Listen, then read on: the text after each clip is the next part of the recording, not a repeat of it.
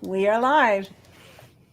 Look, and we're on the right side of the screen now because Gina figured out where the mirror button was. I don't know if that ever affected them. Yeah, because they would see what we see. So I've been sitting on the other side of the screen all this time, but backwards. And I only noticed it because if I wear a shirt like this, they weren't seeing the words because they were backwards. Oh. Yeah. You didn't notice that? I guess you didn't notice that. Hi. Hi, Annie and Stephanie and Arlene. I'm gonna And mute Jesse. and Jesse. I'm gonna mute my phone because we know how annoying that can be. As I wait for my Temu orders for the Renaissance Fair. Yes. Okay, muted. We're just going to hang out for a little bit and just say, hey, and say hello to everyone. Before we get into our serious content tonight. Went and jacked it up. I mean, this could have been all about the Rock and Roll Hall of Fame and what we thought about that. Well, we probably could still squeeze that in. We're not going to talk for 3 hours on Cartel, no, I mean, especially considering, let's see, you're wearing a Rock and Roll Hall of Fame member shirt, and I'm wearing a Rock and Roll Hall of Fame member shirt. Yeah. So, yeah. I mean. Hey there, Pat Paw. And Sheila. Hello, everyone. And Mary. Hey, Mary. What's up? Suzanne. Oh, and from Mississippi, Rona. Hello. Or maybe it's Rana. Rona or Rana? I would probably. I think it's Rona. And Anna. Hello, Anna. Bienvenidos.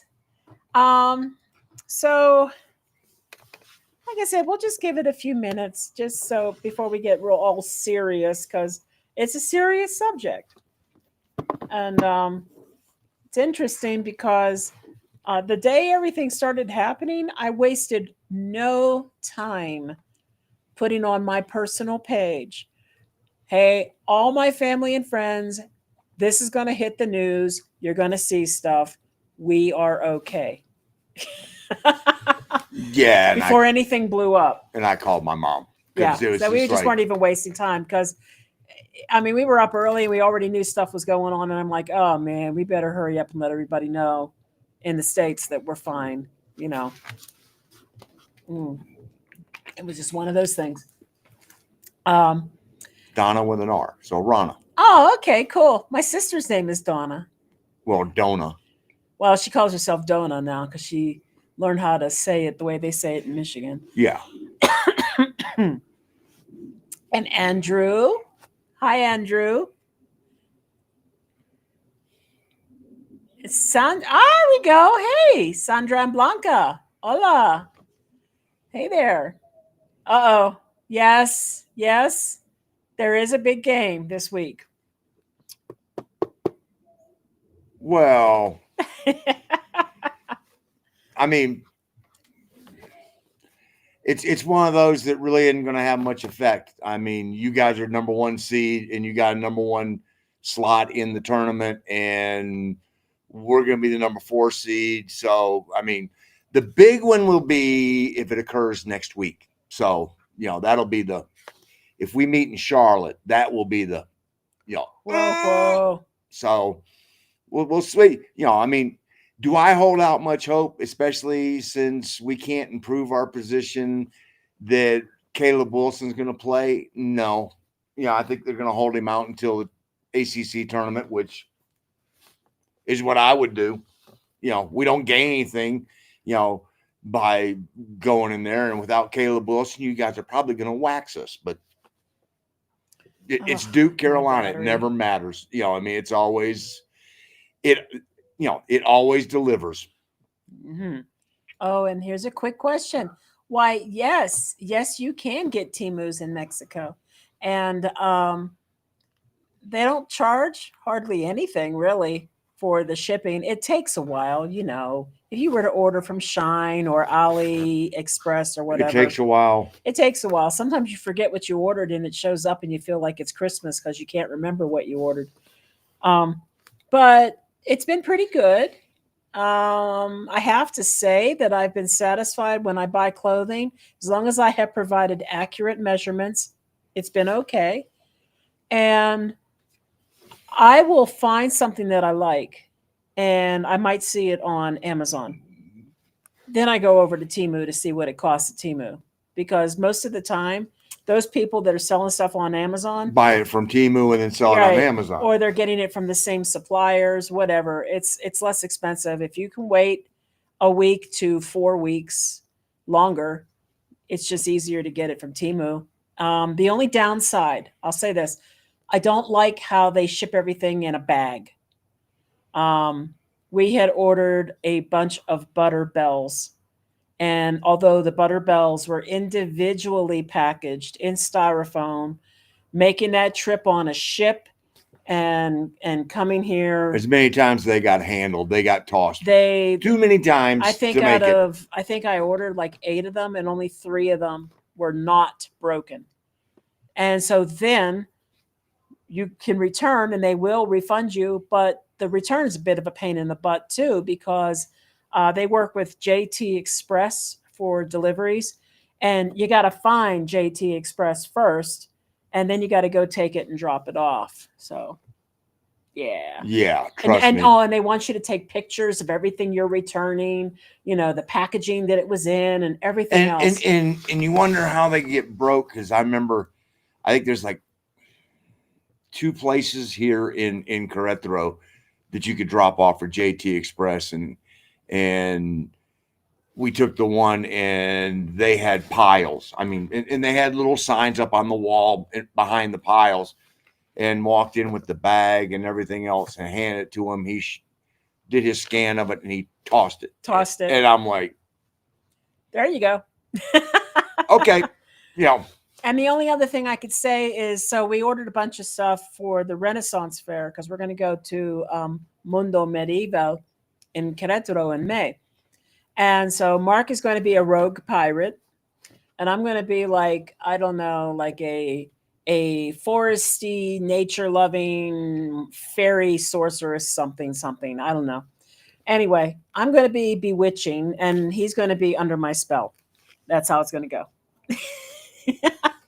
And so I ordered stuff, and Temu has a lot of costume options and accessories to choose from. And they're shipping them in 5 different shipments. Well, the first shipment was supposedly delivery attempt was supposedly made 2 days ago. They updated it at 8:30 and said that no one was available when no one answered the phone. Okay, our neighborhood, you go up to the casita will call and let people in. But if it's after 7 o'clock at night, they won't let anybody in, not even Amazon. Well, no, they won't let any commercial people in. Well, whatever. Yeah, I mean, yeah. friends, delivery and, people. Yeah, but deliveries. You know, deliveries are cut off at 7. So it's 8:30. They update this and they say that nobody was there and no one answered the phone. Well, that's not true. So then the next day, yesterday, they updated again and said customer was not available. Well, that isn't true. So I don't know where my package is. I'm assuming that maybe they knew that there were 4 more coming and they're going to try to deliver them all together. And that's okay. I just wish they would use more accurate descriptions, you know. I just hope it's all here by next Wednesday. That's true, because we're going to be taking a trip. We're going to Mexico City to see Steve Hackett.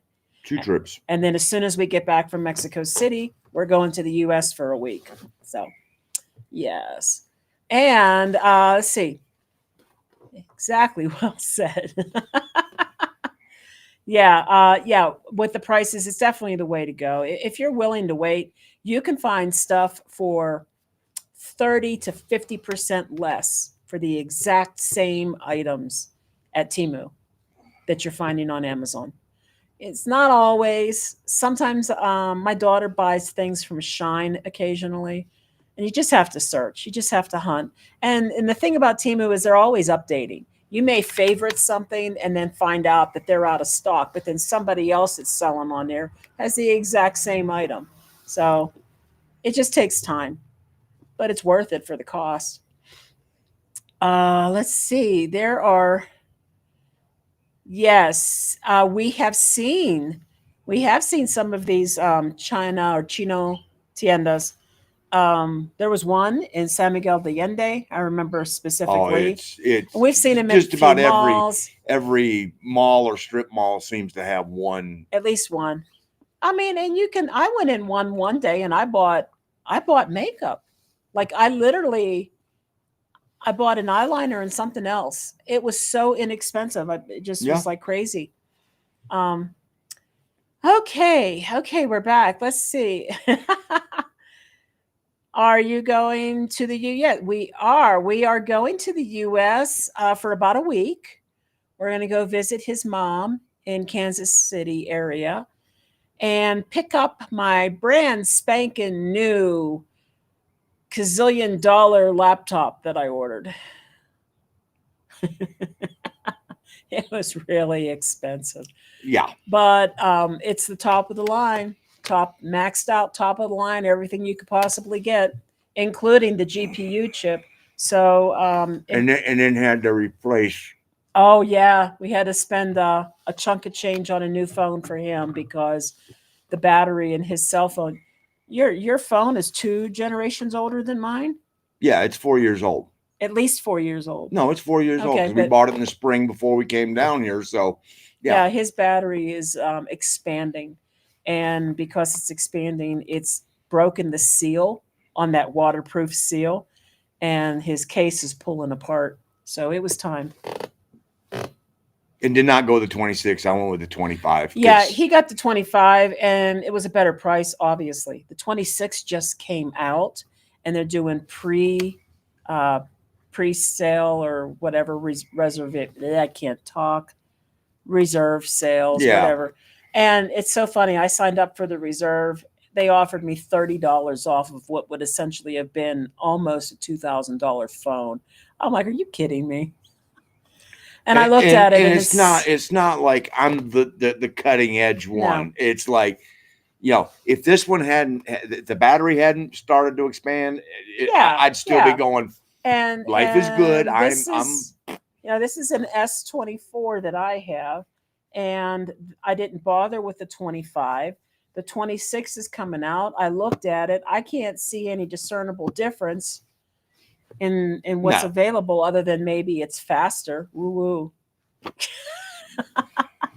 So I'm not going to get one either. He right. needed one. Yeah. So photos of the house Yep. taken. getting ready to sell Papa and Sherry or about That's selling right. the house. Look at that. Hits the market. We're going to be having churros. You're going to have churros in Techies Park. I'm a little jealous. Did you try their churros yet? Did you go to that guy? Yes. Our churro guy? Yes. They're the bomb. Yep. He did. He actually did a short and was like, yeah, Mark was right. They are good. They are so good. If you ever get to Tequisquiapan Park in San Luis Potosi, there's a churro guy there. He does the filled churros, and there's all kinds of flavors, but the Zasamora is our favorite, and they're just so good. So good. And you're required to have patience because it is hot. I mean, They're fresh, yeah. He fills it up, and you're going, oh, I've been waiting for this. You better wait a couple more minutes, or you will be going, ow, ooh, because you'll burn the roof of the mouth. So, that's like. All right. So I think what we're going to do is we're going to try to get started with the topic at hand, since I know, we know what would that topic be? We know what you want to talk about. It was one of those things where when everything happened, after a few days and after all the stuff we were seeing on the news, on the internet, a lot of it was wrong. Oh, and we just knew that it wouldn't matter what the topic was tonight. It was going to end up landing on this this. I mean, and to be honest, rightfully so. Yeah. It was a big event. I Mhm. mean, it was one of those that if you looked at mainstream media coming out of just about any country other than Mexico, they were about half right most of the time. I mean, a lot of them were the airports are under siege and the whole city's burning and I mean, it's like Mary and Scott are there in Chapala and they were out or Scott was out walking around when all this was going on in Chapala, and nothing was really happening there, and he was taking his morning walk, and he got back, and all of a sudden everybody was like, "Hey, you guys okay?" And they got a beautiful mirador on top of their house, and so they just hunkered down, went up there, and oh, the Soriana's on fire, and which is right by their house. And he's like, no, it's not. no, it's not. Oh, Pharmacia Guadalajara's on fire. No, it's not. I mean, it's just they had one Oxo there in Chapala that did get burned, and that was basically the extent of what happened there in Chapala. The further west you went, the more the unrest occurred, and that's one of those that you really have to sit there and go, why? Why are you repeating things that you can't verify? And we saw pictures of Oh gosh, planes that were on fire at the airport. Oh no, that was taken from something like Grand Theft Auto. Basically a screen grab from some game.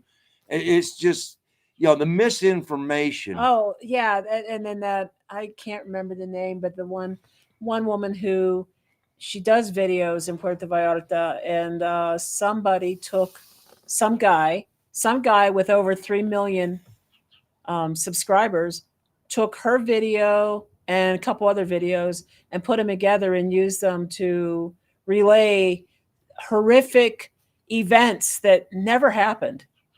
And then she came back with a rebuttal. This guy used my video and he said this, and this, and that is not what happened.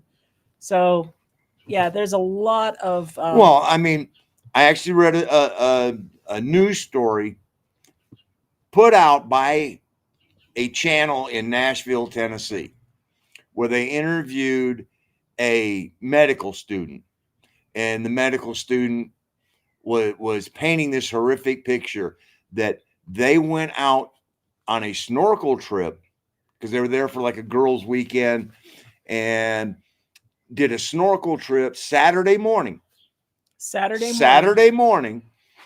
And while they were out on the boat doing their snorkeling and having a wonderful day, they got back and the city was burning. Mm. And they were told, don't go back to your hotel. It's going to be dangerous. This is Saturday. Not a damn thing had happened yet. Yeah. And I'm sitting here going, okay, where's the journalistic integrity here? Did somebody not go, excuse me, was that Saturday or Sunday? Because, nothing occurred on Saturday. So, somebody should have caught this and gone, this is factually incorrect. And what we're putting out is now BS. Now, if she accidentally meant to say Sunday, okay, then that could have been the case. But, if you can't do the basics, don't do the job, and that's just one of those that, and we saw lots of stories that were just, so full of a dramatization, they're shooting people and oh yeah, the helicopters were evacuating people. No, they weren't. And and quite honestly, there were some YouTube channels that were out there that were trying to profit off of this.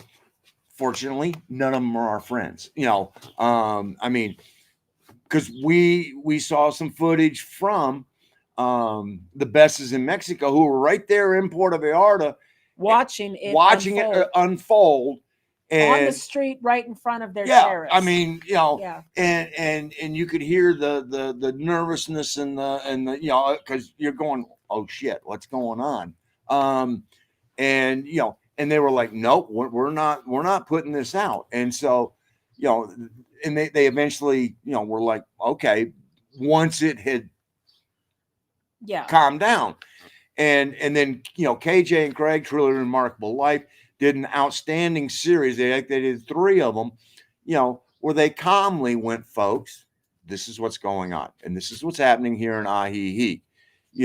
And the best thing is, stay at home until this is quelled and settles down. I do want to say one thing, though. Our being very calm about this and matter of fact about it is not to downplay. Oh God, no! The actual crime that did happen, and the actual deaths that were.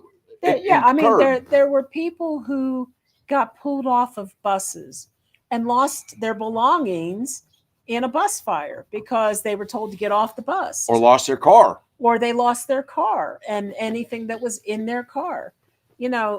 That's a crime, and they're losing out. A guy who uses his tractor trailer for that's his livelihood. That's his livelihood. Loses his truck. I mean, this is not to say that doesn't matter, because it does. But the good thing is that they were not targeting civilians. One civilian casualty. Yeah, it was a pregnant woman in a crossfire, which is again very unfortunate. Yes. But they weren't targeting civilians. Most of the deaths were cartel and police and military. Police and military. I mean, the and here's the difference. I was having a conversation with Francisco, the caretaker of this area, of our little quad here, and and he was bothered and moved by the loss of life. It bothered him. Mm-hmm. And I think that one of the things that I know from the U.S., one of the things is we have become so accustomed to losing people in senseless acts of violence that we're not horrified by it anymore. I mean, you really aren't. I mean, it as sad as that is to say, I mean, it's Gina we were just talking right before we went on the air here.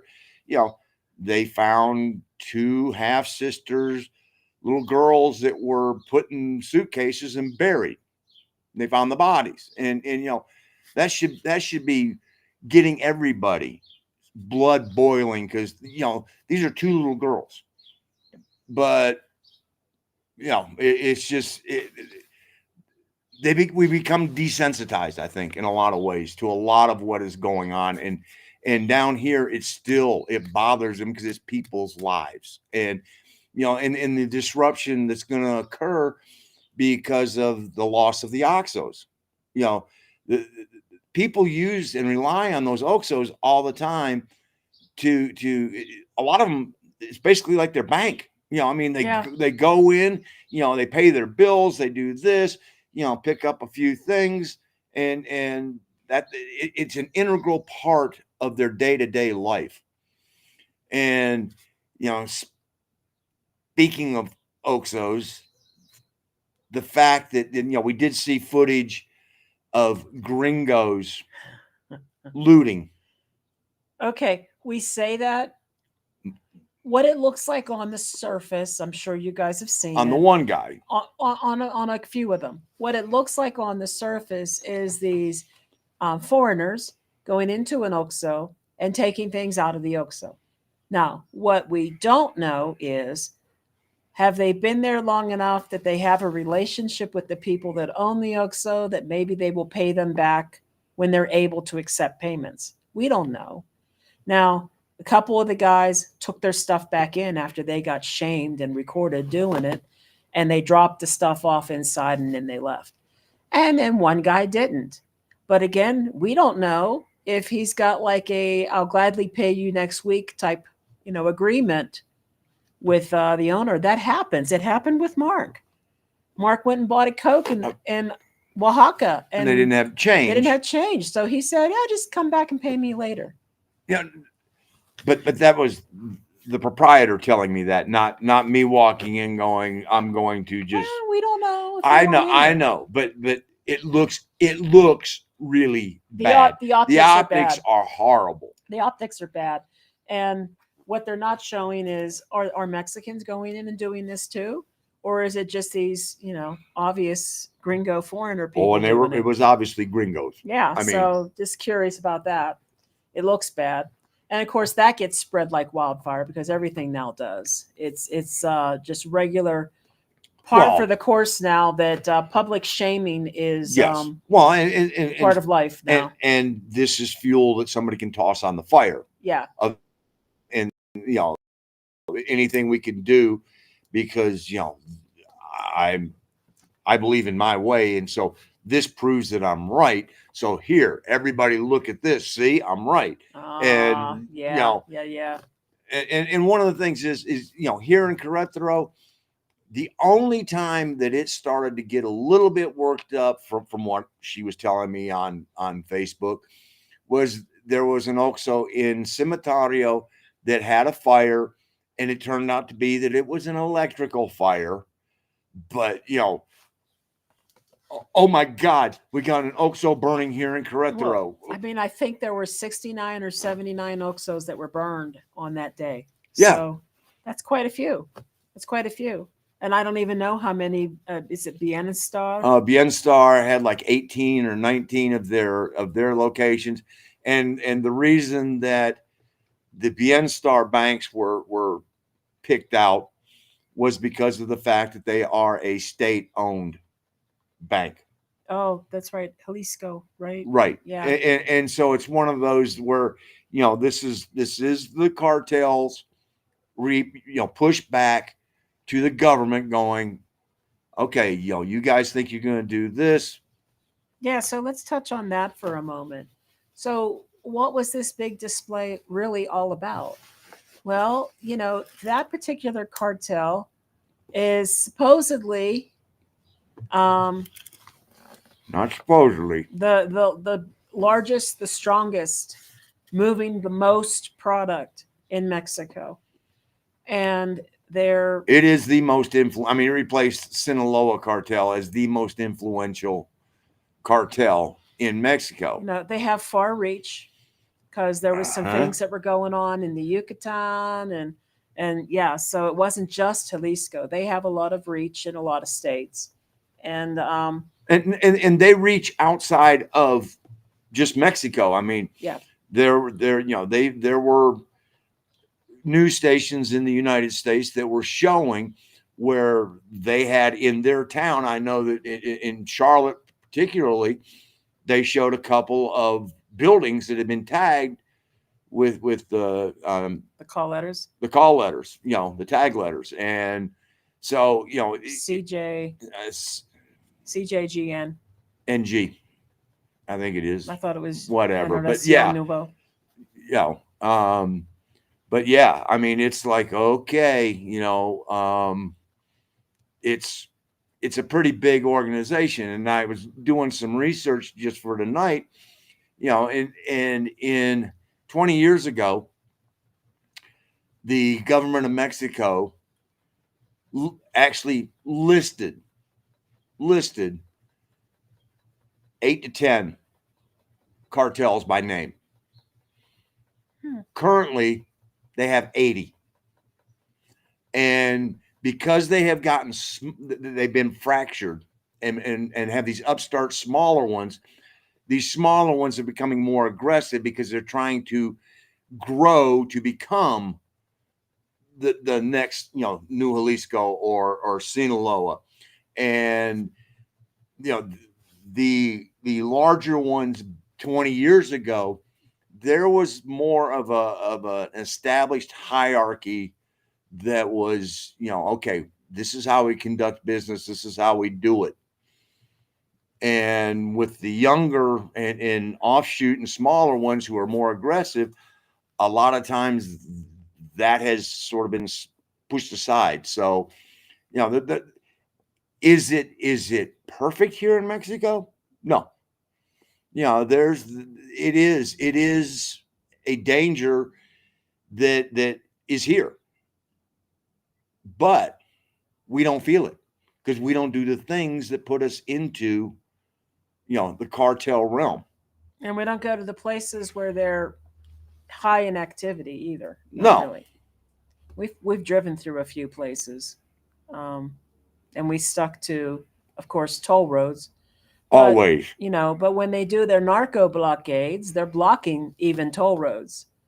And so again, I feel really bad for the people who lost their vehicles because, now what? Now you have to, I know there's ways around it, but one of the things is when you have Mexican car insurance, you cannot say that, that you lost your vehicle due to they took it from me at gunpoint. Yeah, like if you just say it was stolen, it was stolen from me. That's okay. But if it was used in activity like this, you can't say that because they're not going to pay you, which is unfortunate. So everybody lies and they say it was stolen from me. So it was. I mean, I know, but they point a gun at you, go get out of the car because we're going to burn it. I mean, well, guess what? They stole it. It's stolen. Yep. So I guess the thing is the United States and Canada too, and they don't have this thing where the mob rises and causes chaos in like 10 states and blocks roads and sets buildings on fire all at the same time. Even when they had really active, visible mob, they didn't do that. And so, well, at that point, I think they were, they didn't want the police attention. But then you're here. And this is one of the ways that they show their power is we've got members everywhere. They are everywhere. And if we say this is going to happen, then it's going to happen everywhere. And let us show you just how powerful we really are. Now, their intention was not to go out and harm people. Their intention was to get the attention of the government. Basically, that's what it was. And is it scary? Yeah, that can be scary. Yeah, I mean, but everybody, if they stayed home and hunkered down like they were supposed to, they didn't get hurt. There was just loss of property for businesses, and there was loss of property for people who had their cars taken from them. I think we better catch up on some. Yeah, I know. We better catch up on some comments, and we'll continue this. I'm sure that the comments are going to probably rolling in right now. I know. I'm still getting caught up. So, oh yeah, and look, you're not alone. Both Stephanie and Sheila both have S22s, honey. I was there. It's all good. And when it is like, okay, time to go. And as Andrew said, I'm sure at some point tonight you're going to talk about it. But I'd love to hear your response to the Real Amanda Turner YouTube channel's response. I believe it was spot on. Is that the woman? I have to think about it. Is that the woman I'm talking about? Gato Feo. She's the one that owns. Oh, no, I did not. Okay. I did not see her response. Okay. She has great coffee and sells real estate in IE. She has like the best frappuccinos. Life-changing. Yes, and there are YouTubers who will tell you the truth. Unfortunately, here's the thing. I don't know if any of the ones that were telling the truth are the ones that have really, really large subscriber counts. It's almost as if they had really large subscriber counts, they were more in looking at how many clicks and how much money can I make off this sensationalized video. Therein lies the entire difference. Yeah. Because we could do things. We could have done something to blow up clicks. We could, but we won't. And there's other things that we've encountered that we go, we could put this out there and we get a couple 100,000 clicks and we make, you know, $200-300 off of it and go, yeah, you know, but we only have one shot at our integrity with all of you. And to us, you know, no, we're not trading all of that in. Right.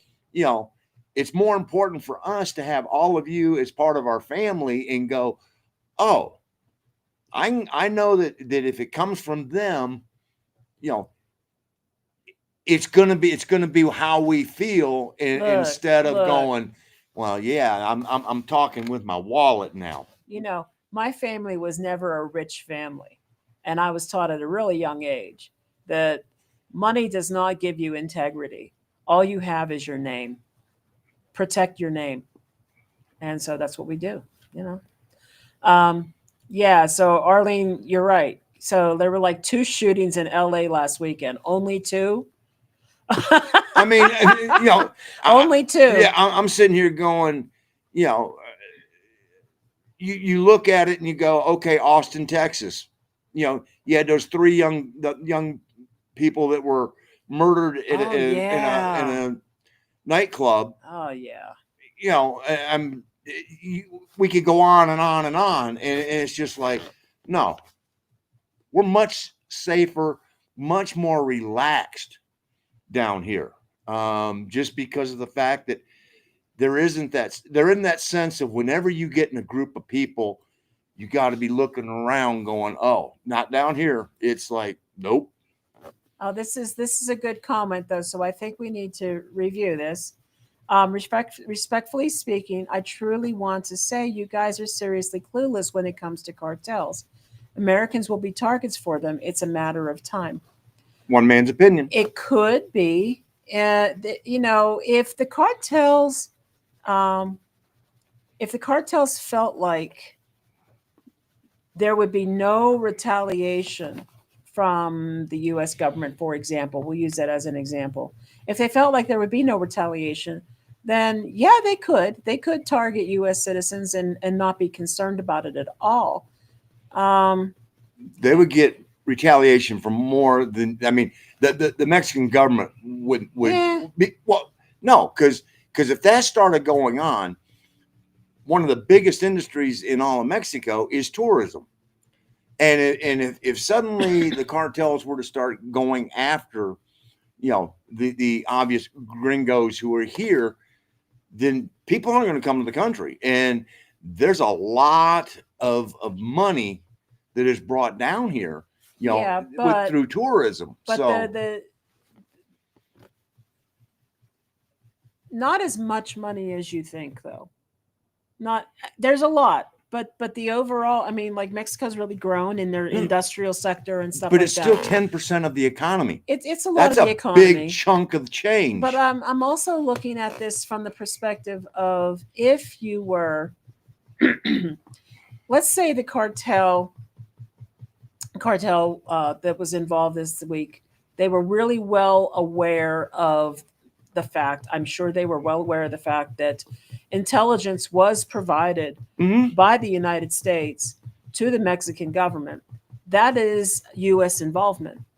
And if they wanted to, they could strike out and say, okay, if you're going to involve yourself in our affairs, let us show you what we could do with your citizens. Yes. That absolutely could happen. And they could also all get on pogo sticks and go bouncing down the street.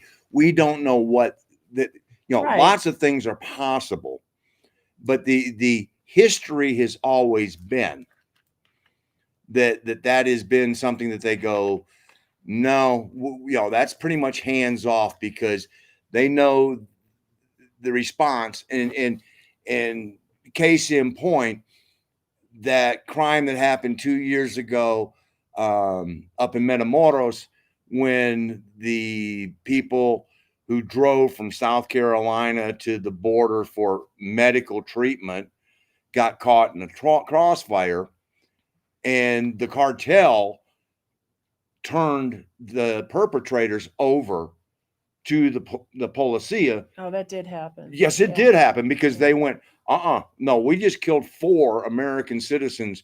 we don't want the wrath of what's going to come down.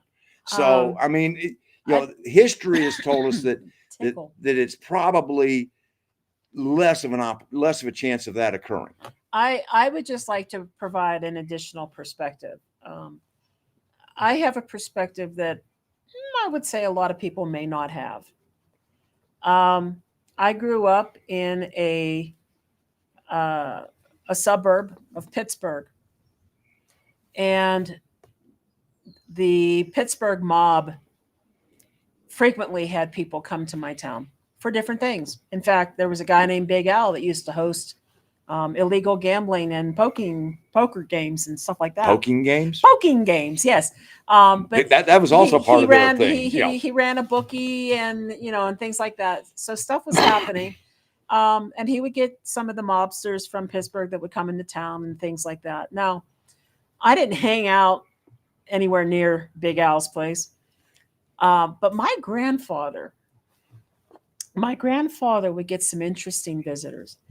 And the thing is when one of these guys would come to his house, he would always step out to another room or a different area where nobody could hear them and nobody could see them. And 5-10 minutes later, guy's gone, grandpap comes back. I always thought it was kind of weird, and I didn't think a whole lot about it until I got older. And there were little clues here and there about maybe some nefarious business happening. And then one day, as I'm doing my family history and stuff like that, and I'm talking to my mom, she told me the story of Black Hand. And I'm like, no, you don't know. My mom was not like the most brilliant, brightest bulb in the box. But for her to bring this up, I'm like, where did she get this from? And then I started investigating. And so, yeah, there was Black Hand in Jeanette, where I grew up. And I'm not exactly sure to what extent my family knew of or was involved with Black Hand. And what I also know, which I always thought was very, very odd, is nobody on that side of the family would ever have their window shades up. Ever. Never. I always thought that was weird. So weird behavior and stuff. What I'm trying to say is there's always been an underbelly of element in mafia, even in my hometown and in Pittsburgh, and of course all other larger cities. And it's not just Italian mob. You got Irish mob, Chinese mob, blah, blah, blah mob. We could be here all night. All night. Yeah. And then, of course, there's gangs.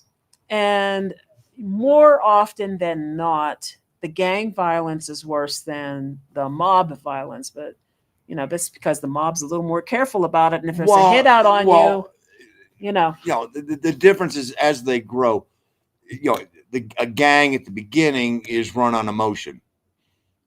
The mob was run on as a business. It's a business. And as the gangs grew, Crips and Bloods used to always, be at each other. Fight with each other. And then as they grew, they suddenly realized, this isn't good for either one of us. And so, they mature and they go, okay, hold on. Let's think about this. But then new gangs move in. No, so I mean, there's always the comparison I was trying to make is that I know that they're there and they exist.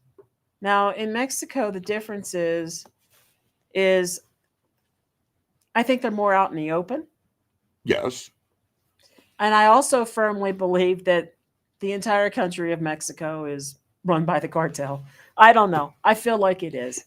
It has enough of an influence that there are. That smoking ban.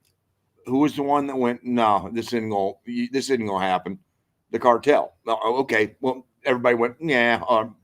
Suddenly, yeah. Okay, we can do that. And if you speak out against them as a politician, a lot of the times you don't live a long and prosperous life. So yeah, but historically we don't have the knowledge, and you're right to point it out that we really don't. And part of it's purposely clueless because I mean, we don't have the knowledge because we didn't live here before and we weren't experiencing it on a first-hand basis. But after being here now for almost 4 years, I feel like they're everywhere. Mm-hmm. And the only reason we don't notice it is because we don't get involved in their business. I mean, and we've talked to enough people here in Mexico, Mexicans, Omar in Huatulco, I remember we were sitting in his bar and Winston was there and we were having the conversation, and he, flat out said, is there a cartel here in Huatulco? And he looked at us and went, they're everywhere. They're everywhere. You stay out of their business and they'll leave you to your business. So, it's one of those that you just go, I've even heard from people who made friends with people who were cartel related, and they said, you'd never know, but we don't want to get in their business. No, and we've had, I mean, Romy and Liz told us, don't, you don't even go down that road. So yeah, you're not wrong by saying we're clueless. You're right. And we can't deny, that this is true, but we're learning. I think we know more than what we did 4 years ago. And that's an understatement. Yeah, we know more than we did 4 years ago. And, when you grow up here and this is part of your life and your culture and your background, and you just, of course, more. Of course you do, because you grew up learning that. Well, you have not only your own experience to draw on. Yeah. You also have your entire family's experience because you grow up hearing the stories of what happened to my cousin who got involved with this and disappeared. And, so all of these things, you grow up with the family history of being able to go, okay, this was good. This wasn't so good.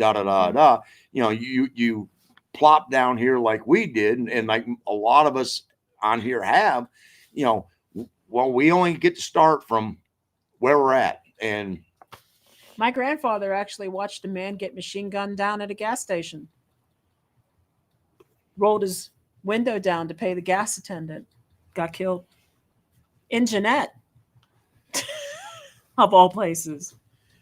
Leave the gun, take the cannoli. I know. So in some ways, I do understand the underbelly, but maybe not to the extent that it exists in Mexico. Or maybe it's like that in the U.S. too, and I don't know how deep that runs. Well, who knows? And quite honestly, that's what we had to balance it on was, which one do we feel safer in? Well, you know what?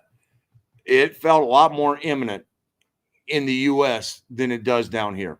And well, I'm going to move on to the next question here. So, yes, you're right. And Suzanne, I also have everybody that we know that lives anywhere between people who are in Guadalajara, people around Lake Chapala, people that we know who are in Puerto Vallarta. Everybody's fine, and they're not leaving. And this was just a hiccup in what would have been a normal day. Well, that was a little more than a hiccup. It was a hiccup. The question is right now is there going to be a struggle for control?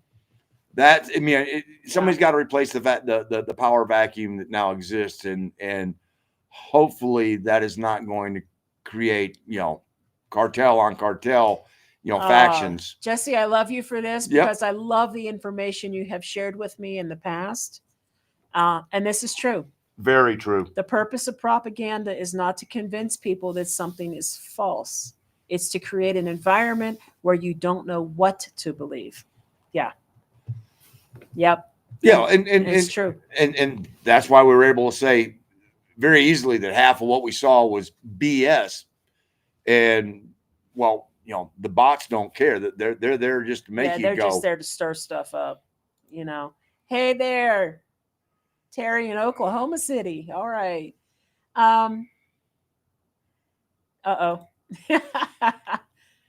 March Madness this month. Oh, absolutely. It's the reason we're going to Kansas City to go see my mom, because she loves that first week of March Madness, and she's always like, God, she always wants somebody there to watch it with her who loves basketball as much as she does. Well, I'm her son, and yes, I love basketball. So, I'm going to sit there. Gina's going to work, and we're going to watch basketball, and just. I'm going to work. I won't be watching basketball. How did the networks cover it? I'm going to drop down real quick to what Arlene's response was, because we don't really watch the networks here. I do get a news feed that is in English, and I occasionally have time to read it, but we don't really watch TV, to be fair, aside from his sports or something. And so Arlene says that they kept playing the videos of the fires and were telling us that it was between cartel and cops. Accurate. Which is accurate.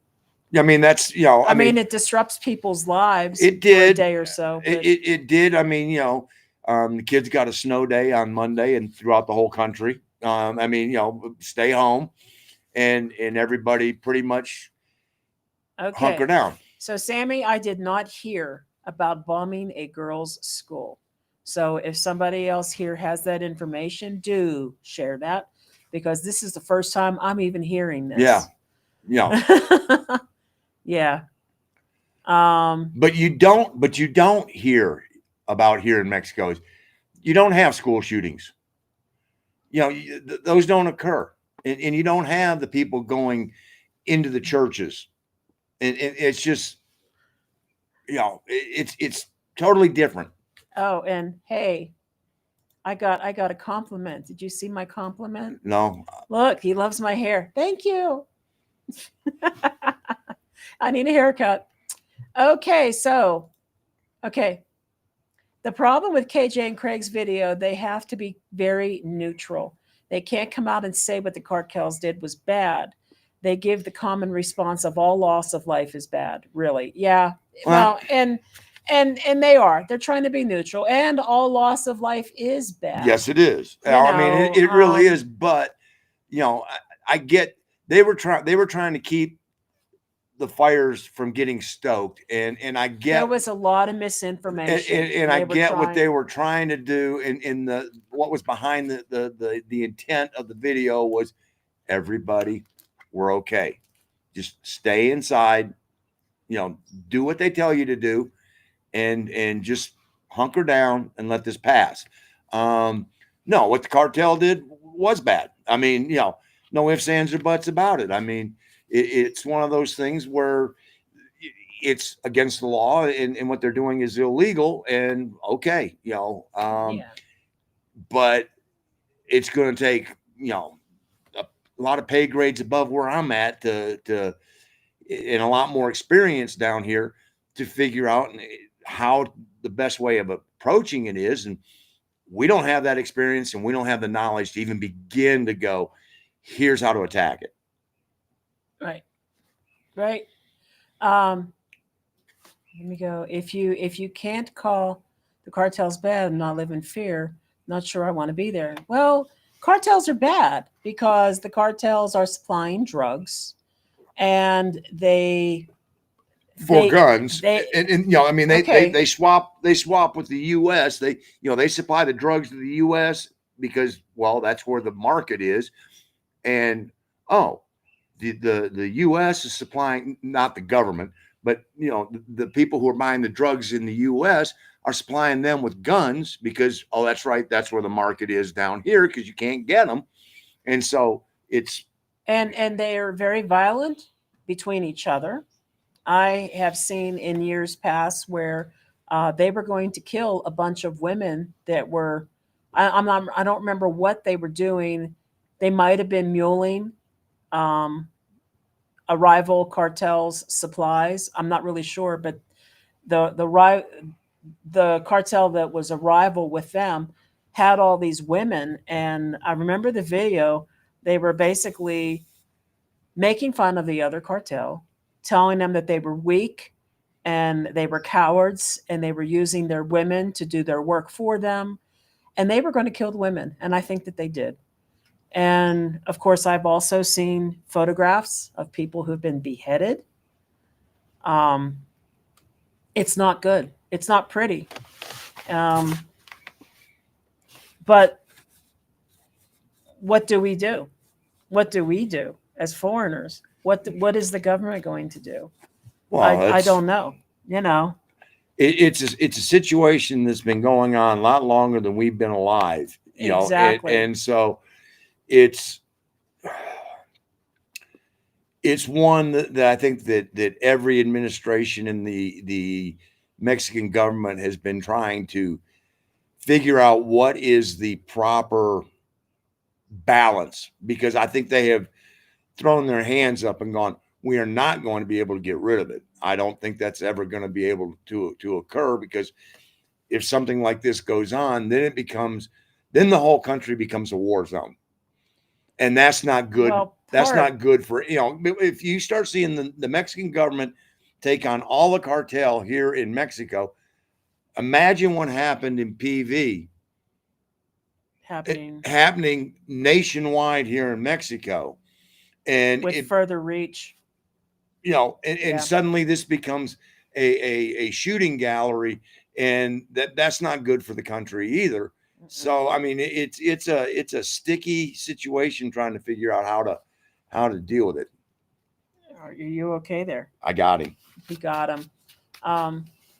And I'm going to have to look Amanda Turner up. Unfortunately, I am just so incredibly busy. I hardly ever get to watch YouTube. Very, very seldom. Between making videos and working a full-time job, it gets to be rough. And I even tried to go upstairs, the night before last, or was it last night? I was going to go back upstairs and work on a video, and I just ended up going to bed. I think it was last night. No, it was 2 nights ago. 2 nights ago. I was tired. Because the Canes were playing. Yeah. So I will try to look that one up. Oh, yeah. The Mexican guy who was talking and I guess he was the one also filming that video. He was so spot on and so right. And he was calling this guy out for being a thief. And he absolutely said that if it was him in that other person's country, they would have him in jail. That is truth. That is 100% true. If you were a Mexican in the United States caught looting, they would arrest you. Or maybe hopefully, I mean, I don't know. Would. Hopefully, now if they've got video of this guy doing this, they can. I mean, well, but what I'm saying, I mean, the police in Puerto Vallarta were a little bit busy. They were busy, and so hopefully now that this video is out there and they have video footage, hopefully they have the time that they can go back and it's not like the guy hadn't been identified. I mean, oh well, yeah. So I saw video of 3 different men. 2 men came out carrying garbage bags full of stuff, and a woman was verbally shaming those men. I mean, she's saying, "Shame on you," right? Those men ended up coming back, taking the bags back in, and then coming out empty-handed. So at least they did that. That last guy, though.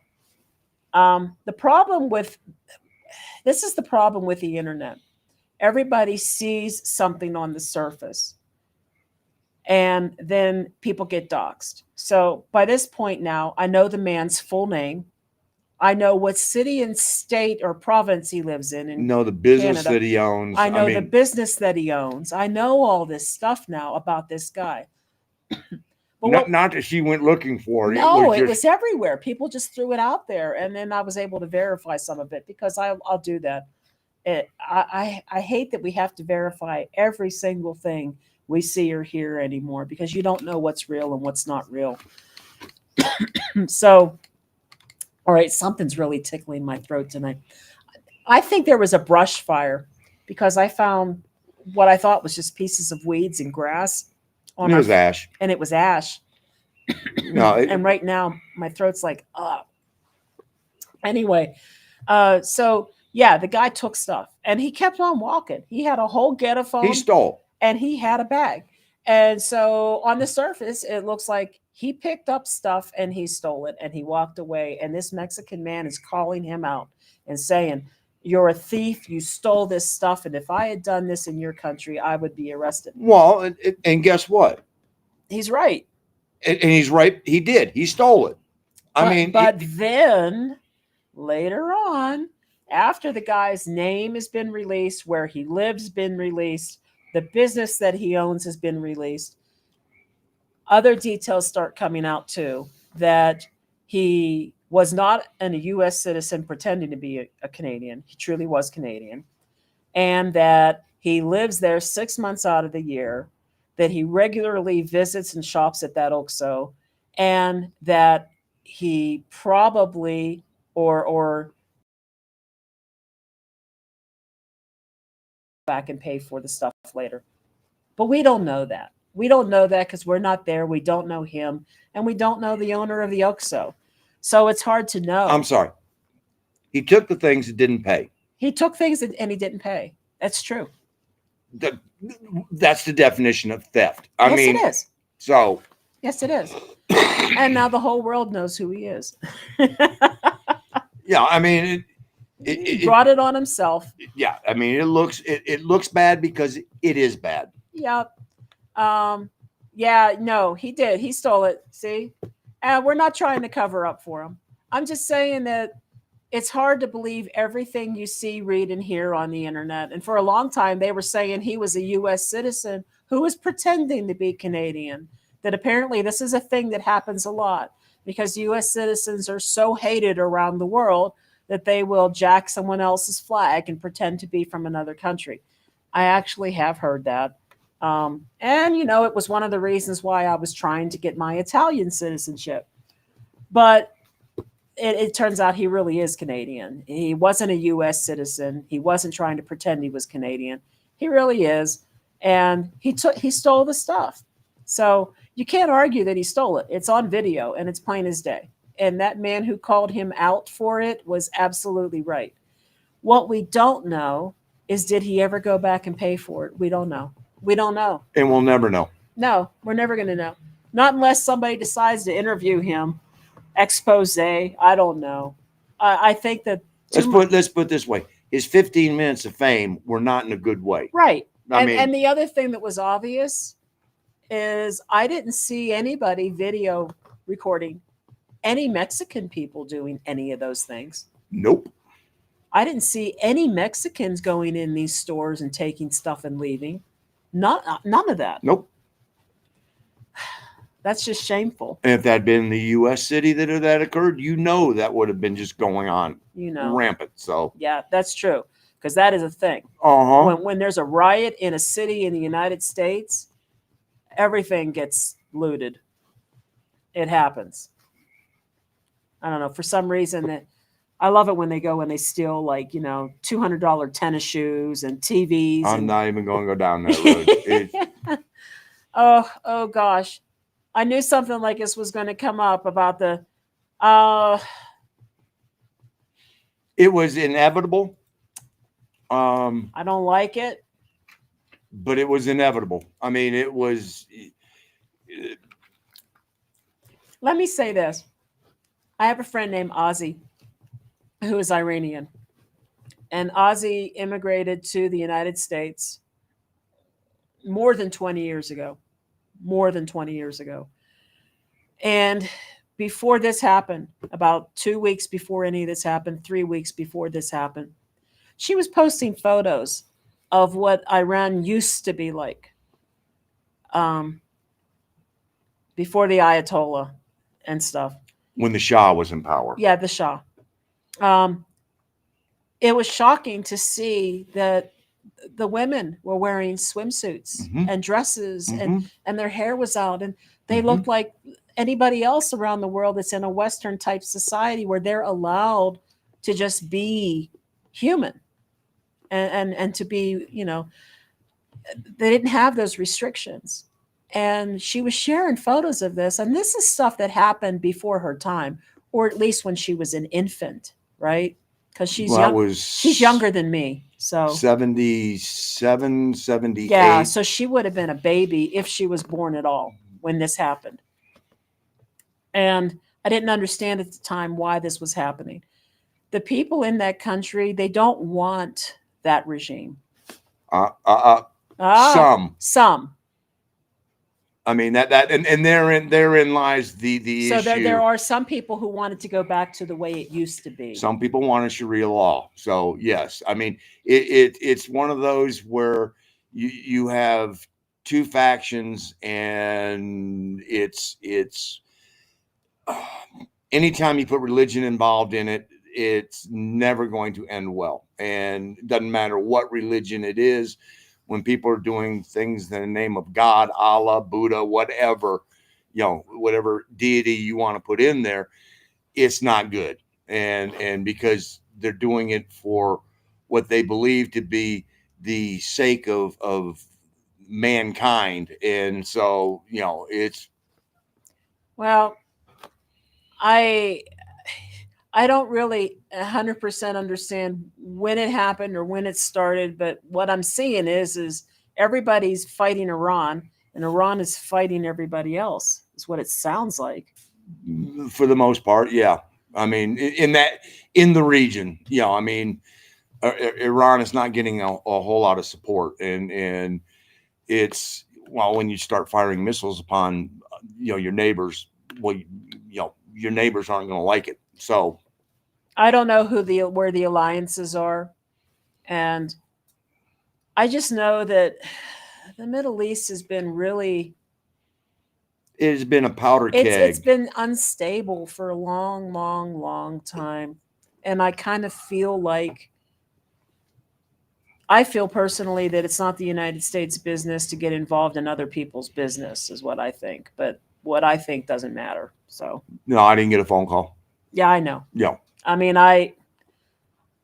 and I read a lot about that particular part of the world, and it's there's a lot of factors that go into what has occurred, and you can say a lot of different things. And again, it's back to what, like anything else that goes on in the world, where you get your information and everything else. Do you believe what you're reading? Oh gosh, that's the hard part right now. So trying to get an accurate assessment of what really is transpiring, and where things lie, because politicians lie? No. Internet lie? No. So where do you go? Where do you go to get something that is going to be truthful and straight down the middle, and go, here's the facts? If somebody can find that spot, please share it with all the rest of us, because I think we all would like to know someplace we could go and just go, boom, this is right down the middle. Yeah, it's really hard right now to trust what you see or hear about anything. And again, like I said, when I do read something, if I have enough time to do it, I have to go verify it.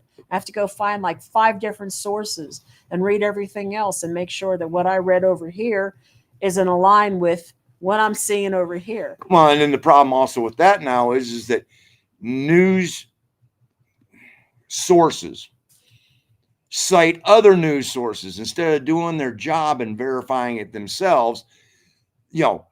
According to Axiom, according to CNN, according to Fox News, according to MS Now, I mean, they all cite these others, and it's like nobody does their own journalistic job. The journalistic integrity is, you don't say it unless you have 3 independent, verifiable sources that are giving you the exact same story.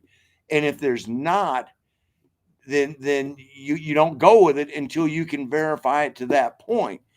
And editing now, I mean, I read on the internet, and it doesn't matter where you go, there is no such thing as editing anymore. There's misspelled words. There's the wrong tense of words. Yeah. It's just, nobody reads it. They just send. And it's like, oh. Or it's AI and bots. Or right. AI and bots, yes. So, I mean, I guess the short answer is, we don't like war. We would love it if everybody would just kumbaya along with each other, but they won't. And well, there's a reason why. Yeah, it comes. You know, down, I mean, it always comes down to money and power. and It always comes down. and to one that. of the things that we have seen since this has occurred is the strength of the dollar has gone back up. You know, because it's around the world, the dollar has gained against everything since it started. So I personally feel like the U.S. needs to stay out of other people's business. go on, getting the argument out of me on that. I That's just feel like the U.S. has for a long time felt like they had to go around and what's the word I'm looking for? interject It themselves. wasn't even so much interject, which they do, but it's like they're everybody's big brother and they're going to take care of everybody. No, because there's times where you don't need to. You need to leave people alone and let them govern themselves. Well, But anyway, yeah. Moving on. So yeah, regarding Cartel, sure they're everywhere, but if you're not going out to clubs or meeting with them, they really don't mess with the locals or us. So don't live in fear. No. No, Nope. we don't either. I think the best thing is to just be careful of where you go. It's like being anywhere. Yeah. Be aware of your surroundings. You know, because if you're not, that's when you find yourself in a bad situation. And even if you're aware, you can find yourself in a bad situation. But, you know, you can minimize it just by being aware of what's going on. You know, we've had a great 3.5 years here in Mexico, and I'm always aware of what's going on, you know, and that's one of the things that you know, if the spidey sense starts going off, it's like, yeah, maybe we shouldn't be here. But that does not happen very often. So regarding the guys in Lake Chapala area, were they being neutral because of fear of cartels or because they were trying to be accurate? Well, it could be a combination of both. I think the primary was trying to be accurate because I had even posted something. I had posted the picture of the burning airplane, and I said something along the lines of, before you share information, please verify that it's accurate. I said there was no burning airplane, and this is like really important, that Well, and they definitely were agreeing with me on that, and they stressed how important it is to verify that you only share accurate information. And there was so much misinformation being spread around. So I do believe that their primary focus was accuracy. As far as potential fear of cartel, well, I mean, I don't know. It's there. We had a situation that occurred to us that we have never shared with all of you, right? And we never will, right? On all of the particulars and everything. And it's one of those where, okay, if it wasn't something that we felt like we were in imminent danger, that No. if we didn't put it with you guys, one of you could find yourselves in imminent danger. Nothing like that, because No. we would share. No. But it was one of those where how much detail do we want to share? And there was a lot more to the story, and we shared about as much as we felt we could. Oh, it was about our Airbnb, but there was a deeper story beyond what we shared, and it was a part of a story that we weren't going to share because it didn't change the outcome. No, it didn't change the story, and there were some things that happened in that area, and they were negative long before us. But we didn't need to make anybody angry about us talking about it. No. So we just didn't. And we don't know. We don't know if that involved cartel or not. But what we do know is what had happened in a way that should not have been able to happen. And if what happened could happen then, it could happen. But we did not want to with us. Put ourselves in that situation. Right. It's just one of those where we had a bad Airbnb stay. We talked about that and we left it at that. Just the facts. None of the extraneous stuff that was behind the scenes on that. So, I guess they used their judgment as well. If they felt like there might have been some cartel retaliation based on what they were saying, sure, it would have been smart to play it safe, but I do believe they were just trying to be accurate. Yeah, no. I mean, that was the main gist of it was two things, folks. Be calm, and two, here's what we know is going on, and I think that's, but yeah, in the back of your mind, when you're putting stuff out there, you have to ask yourself, do I really need to put all this out there? So. And so, see, but they can't probably acknowledge the cartels are bad. 25 National Guard members lost their life. Sounds like you're scared. Well, I mean, we're not scared. We just don't want to draw attention to us. It's one thing to be a private citizen or a foreigner living in the country and just have your small circle of people that you hang out with and talk to, and you can say anything you want. But we're in a position where we're on camera and people can see what we say months, years down the road if they want to. And we're not that hard to find. So no, that's pretty easy. So I mean, you guys know where we're at, and it's not difficult for somebody to go, oh, we know where to find them. So it's not scared. It's more cautious. It's cautious, and it's wisdom. Like, why poke a bear? I mean, I think we can all agree that cartel does things illegally, and retaliation can be harsh depending on which cartel is involved. Well, we don't need to draw that attention to us. No, we're down here to live the good life, not live the and I mean, living scared. No, I mean that's doesn't enter into it. No, our point of view, I mean, the way we look at it is we don't get in their business. We're not getting in their business. So we're not scared, but we're not going to poke a bear either. Oh, so needlessly, right. The fact that I watched what I could. I did watch I don't know, is it a news conference?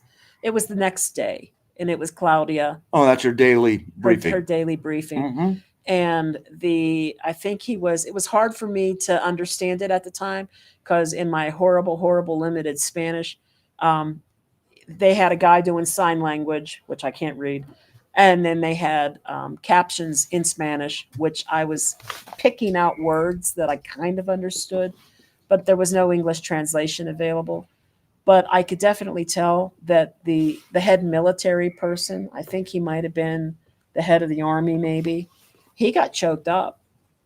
He was talking about the soldiers that were lost, the people that were lost. And it moved him. I mean, I was like, wow, look at that. Like, here's a good example. If that had happened in the U.S.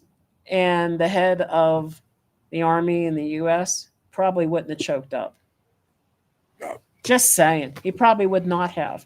But here was this Mexican military guy, and he was moved. We lost this many people with what happened. And it definitely touched him.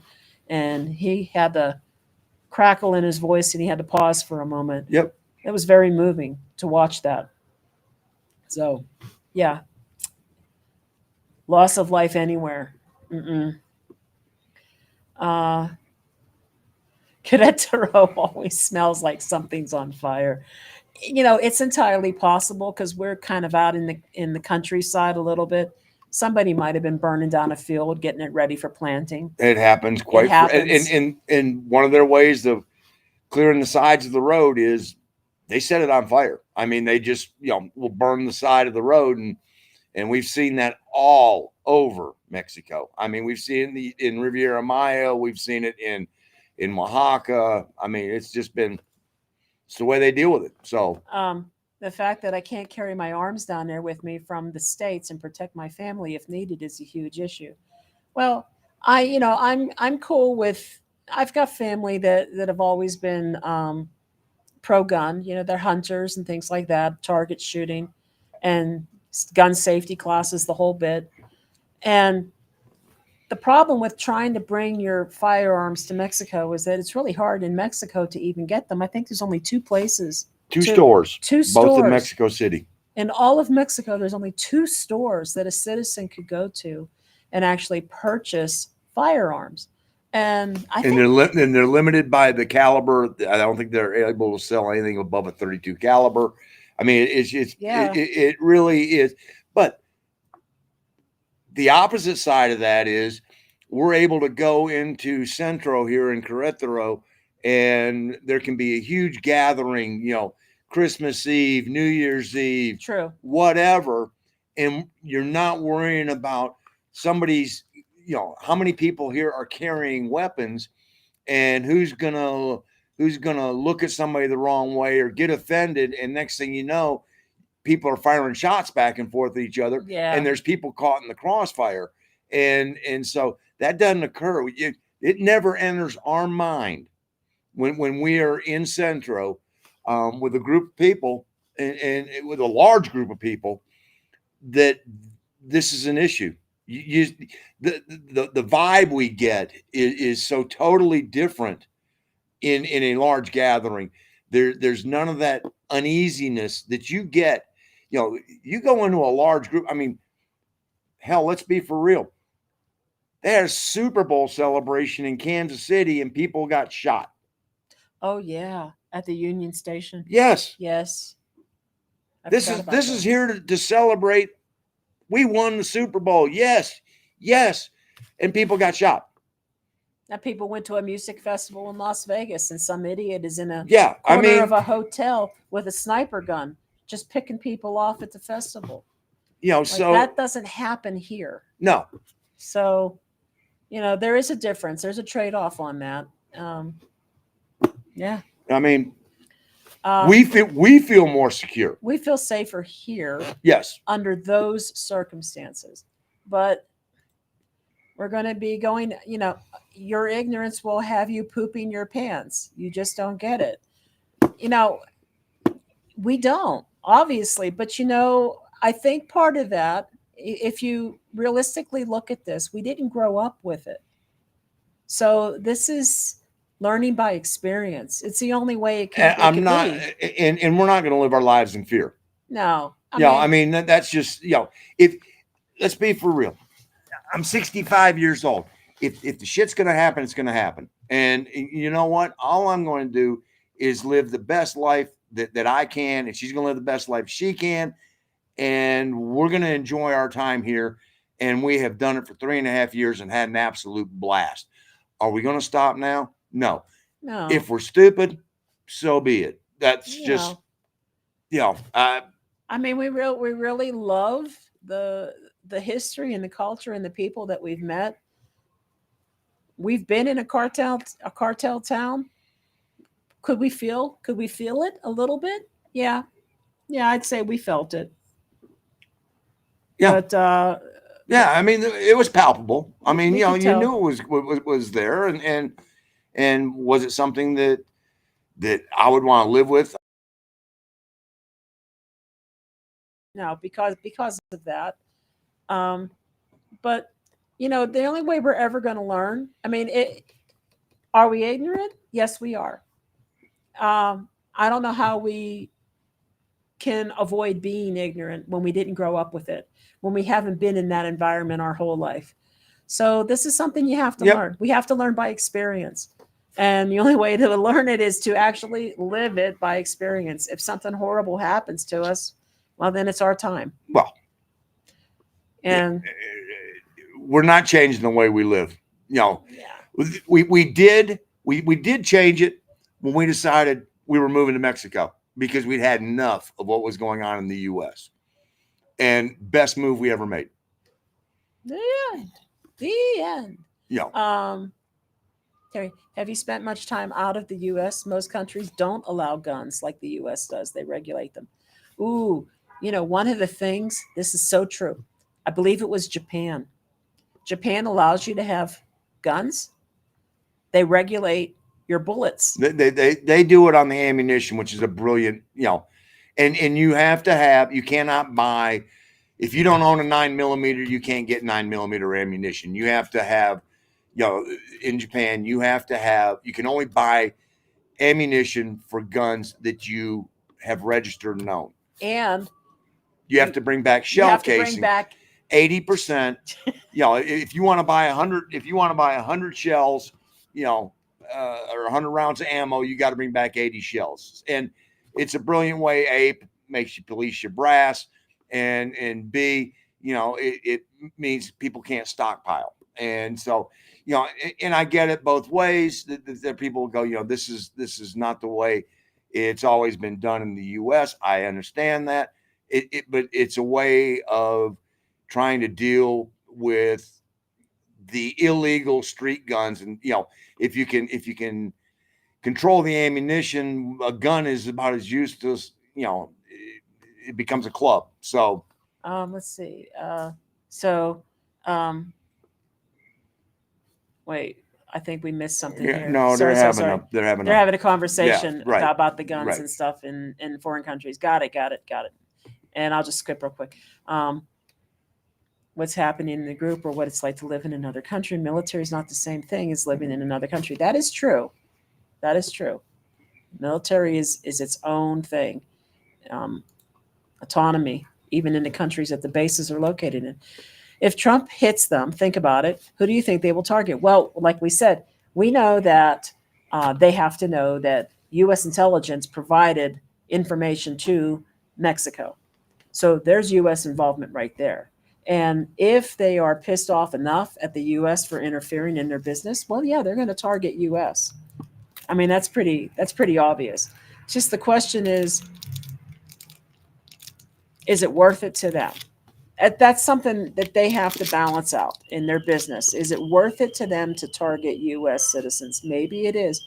Maybe it isn't. But we don't know what they're going to do. And again, that's a supposition. If Trump hits, I mean, it all goes back to things that we don't know, and B, we have no control over. So. All right. So, what do you mean reviews? We're back to that, having that conversation. Okay, we're back to the conversation on the guns. Okay. All right. All cartels exist because the U.S. has to be on drugs to tolerate living in the U.S. Yeah, living here. And the cartels get their guns and weapons from the U.S. because the gun laws are so minimal. That's just it. The drugs are going to the U.S. and the guns are coming to Mexico. It's a symbiotic relationship that it really needs to break. Here's the question. Where will the guns come from if they stop getting them from the U.S.? These guys have got more than just guns. They've got military-grade weapons. And that's available in a lot of different forms. I mean, the U.S. is the easiest because of the proximity and everything else, and it's easy to get them here. But you have Russia, you have China. There are arms dealers all over the world, and so if the U.S. were to go, this is we're going to suddenly change the gun laws, which if you look at the laws on the books, you go, okay, there are some of the strictest laws in some of the places, and has it reduced what's happened? No, it's not. A gun will sit in a corner and never fire itself. There's something going on with the people. Do you mean the same people who are psycho ripping each other apart online on social media behind a keyboard? That same group of people? Yes. Yeah. Yeah. Where people used to be nice to each other, but now all they want to do is tear each other down. It's that group of people. Those are the people that you got to be concerned who get a gun in their hand. But otherwise, like I said, the cartels down here, the guns that they have, those aren't just regular guns. Those are military grade weapons. They got freaking bazookas. They got RPGs and things like that, and they're getting it from somewhere, and it's like I said, this is an onion with a lot of layers, and trying to remedy it is like and we are not the experts by no any means, no at all. Like you know, I said, we're we still, like being a couple of mushrooms, you well, know. I mean, we're learning, and But it's going to take we time. like living in our ignorant bliss and feel good about it. Have our group of friends down here, of which, you know, you guys are all part of that and everything, and you guys make life down here great. And that's what we were looking to do, and we sought out to do that. It's still our goal, and we're going to keep going down the road. There's a lot of upticks Oh, around the world. I mean, rioting and things going on in Australia, in England, in France. You know, it's more than just here. It's more than just the Middle East. It's a lot of places, and well, gee, what do they all have in common? I don't know. Social media. Social media. It's more than that. I mean, but that stokes so many fires because, It does, but it's you know, more than that. and now Bots. let's throw in AI, and Yeah. AI will convince you, I'm your friend. Listen to me. Yeah, the Gringos didn't get affected. A lot of Mexicans did. The Mexicans who got affected were the ones that were prominently, Yes. the ones that had their vehicles taken from them, the ones who were majorly. There's stuff floating in the air. The ones who had, you know, all the Oxos that got burned out, and a lot of people rely on those for services and not just little bits of groceries.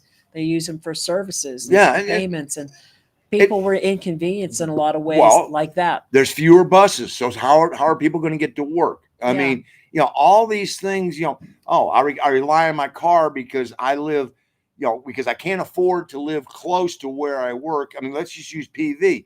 You know, if you worked at a resort, you can't afford, the people who work at those resorts can't afford to live in downtown, in the romantic district of PV or by the marina. They're having to come in, and they're relying on one of two things. They're either relying on their vehicle or they're relying on the bus and public transportation. Well, now there's a lot fewer buses to get them there. And so, you know, the buses are either full, which makes it harder for them to get there, or they lost their car. Or as Gina had brought up, you know, the guy who has a truck worked his entire life to get his own truck to be able to haul and make a living for his family, and now his truck's gone. You know, so yeah, no, the people that were affected were the Mexican nationals, and it's a damn shame. Yeah, yeah, and you know, Francisco, who is the landscape The caretaker. caretaker for where we live, uh, he he stayed home. Yeah. He stayed home. He's right over the state line in Guanajuato, and he I don't think he had anything really good to say about the situation.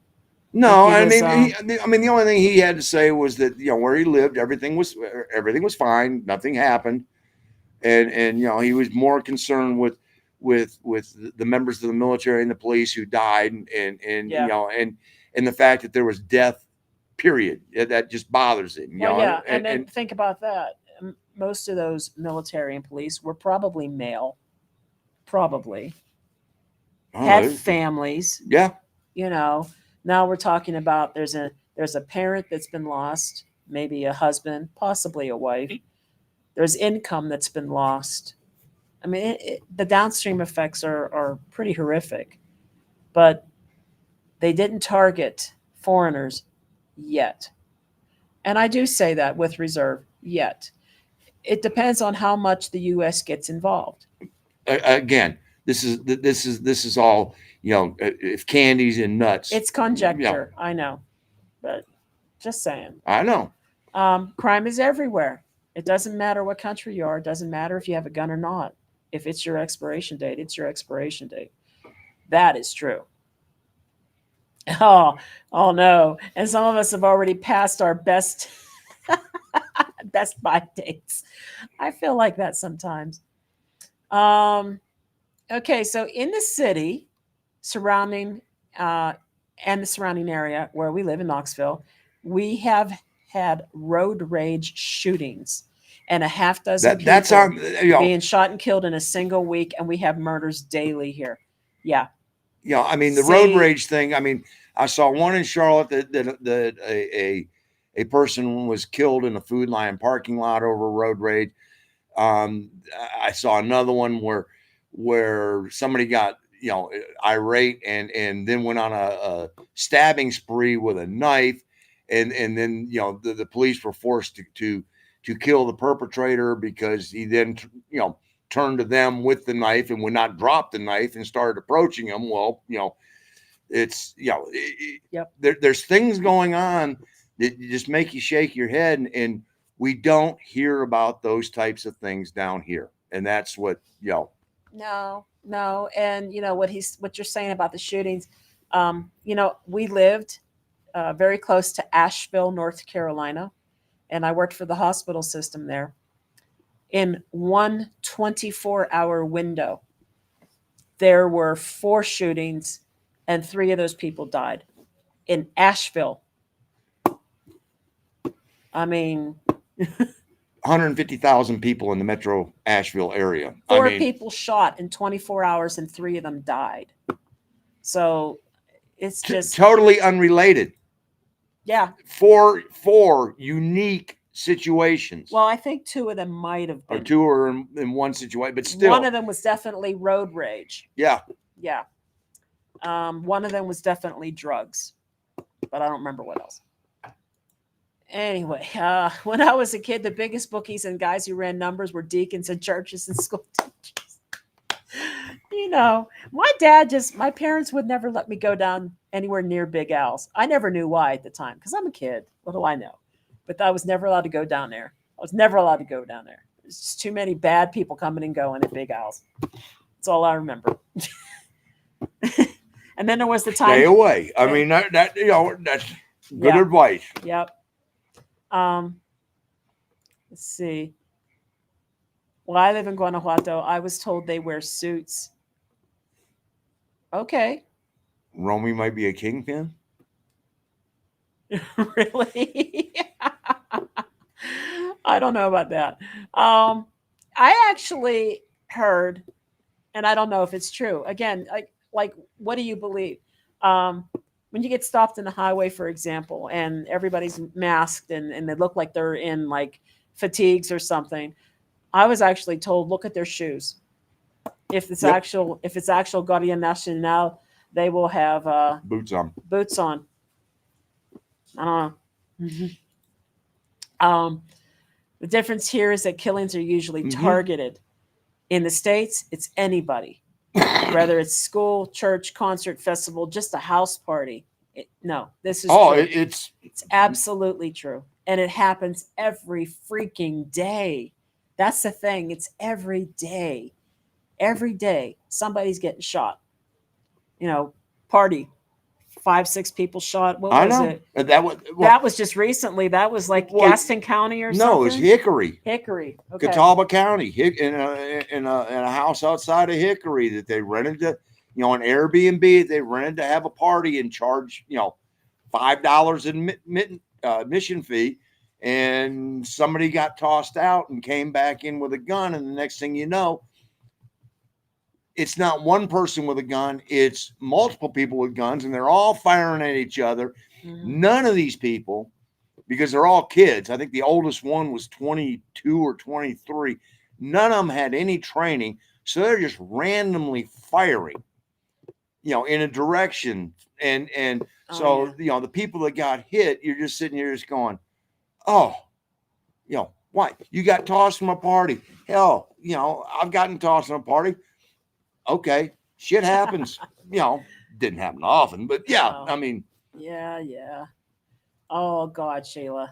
I used to get Mexican rotisserie chicken at a place. It got shut down for cartel activity. Oh Lord. Yeah. I think more often than not, I don't know. I kind of feel it. I've heard people say it, but I kind of feel it sometimes that we have probably run into cartel when we don't even know it. And we don't even know it. We're not looking for it. We're not buying what they're selling. So we're just kind of hoping that we're staying out of their way. I don't know. Yeah. We'll see. Ignorance is bliss at times. I just got back from PV Monday. I enjoyed myself. Good, good. I hear like people are back. They're fine. They're back. The airplanes coming into PV have been empty, but I kind of feel like maybe they were sending Well, extra planes they to were. help I mean, get people the- back out that had you know, had to wait. they. I know that I read a lot about because the people that were, oh, how do I say this correctly? The people that were making a really big stink about being stuck down there. Um, there were a lot of Canadians that were flying on on WestJet and things like that, and they bought these packages, and apparently WestJet. It is raining. Okay. And apparently WestJet left them hanging, and they were having a hard time getting any response back from the company, and eventually they sent down, I think, 9 extra jets, 9 extra flights down there to pick up people and bring them back. So that makes sense. But one of the headlines was they couldn't get us home until next month. Well, it's occurred on the 22nd. There's only 28 days in February, so it was 8 extra days. I mean, I don't know any of that business. I don't want to know any of that business. Yeah. None of my business. That's right. That's it. We're staying clueless. Okay, so thank you for this information. The bombing of the girls' school was in Iran. Mm-hmm. Okay. Well, I didn't know what they were talking about. You didn't say anything whenever we were talking about I didn't remember it until I saw that. And Oh, yes, okay. What do you know about it? they bombed a school of girls. I mean, and apparently, the story is, and I really don't want to go down this friggin' road, but the story is that this occurred based on the regime in Iran did it. So that's who they are alleging did it. Okay, I don't know what this is about. The FBI spent millions of dollars and more than a year to take down cockfighting rings in East Tennessee. Oh yeah. When they raided the fights, they arrested federal judges, sheriff's Yeah. principals. Not one felony arrest.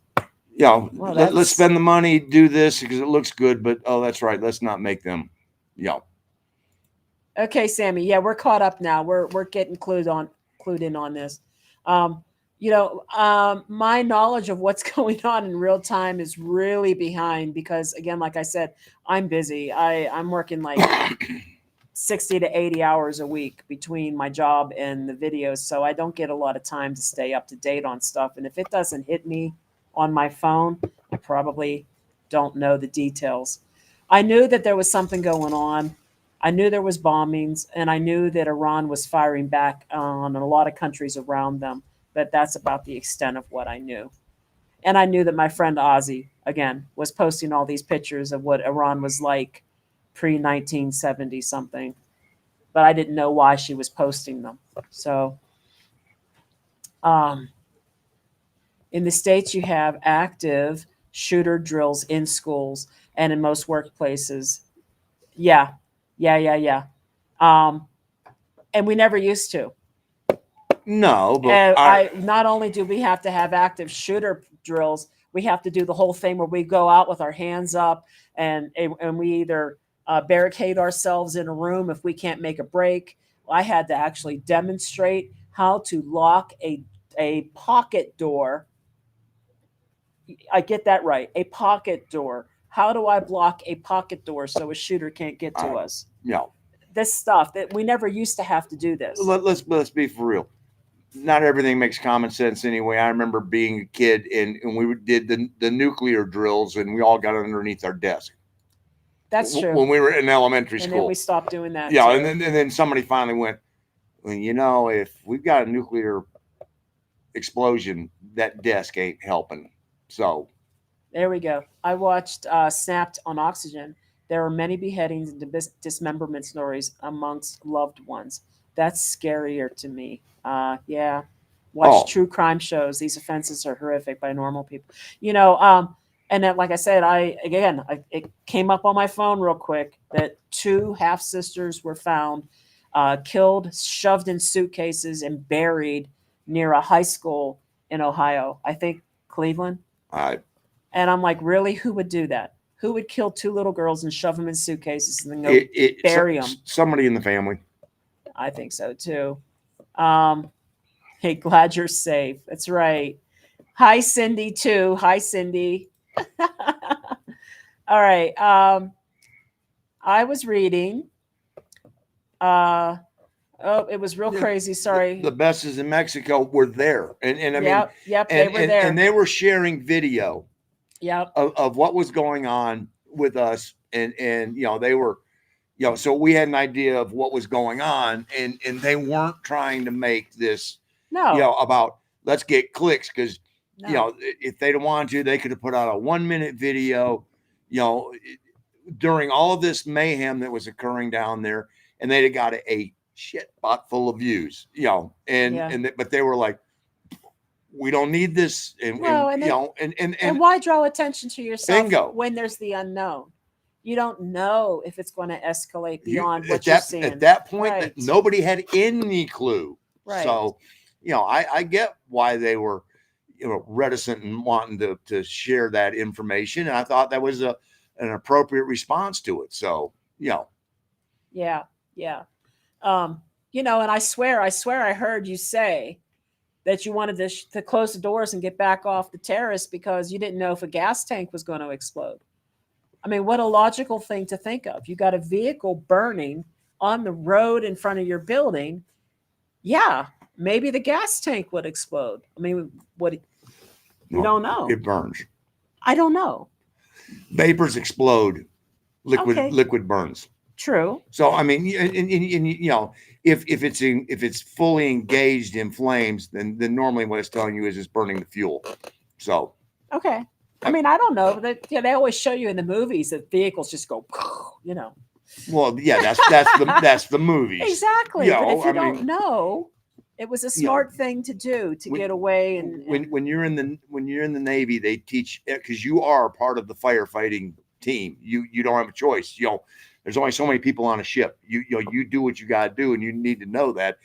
And when they hike you into a burning building that they set on fire, and flames are all underneath you, and you're like, yeah, okay, that's when you start learning how to pay attention to that. Hey, Vicky.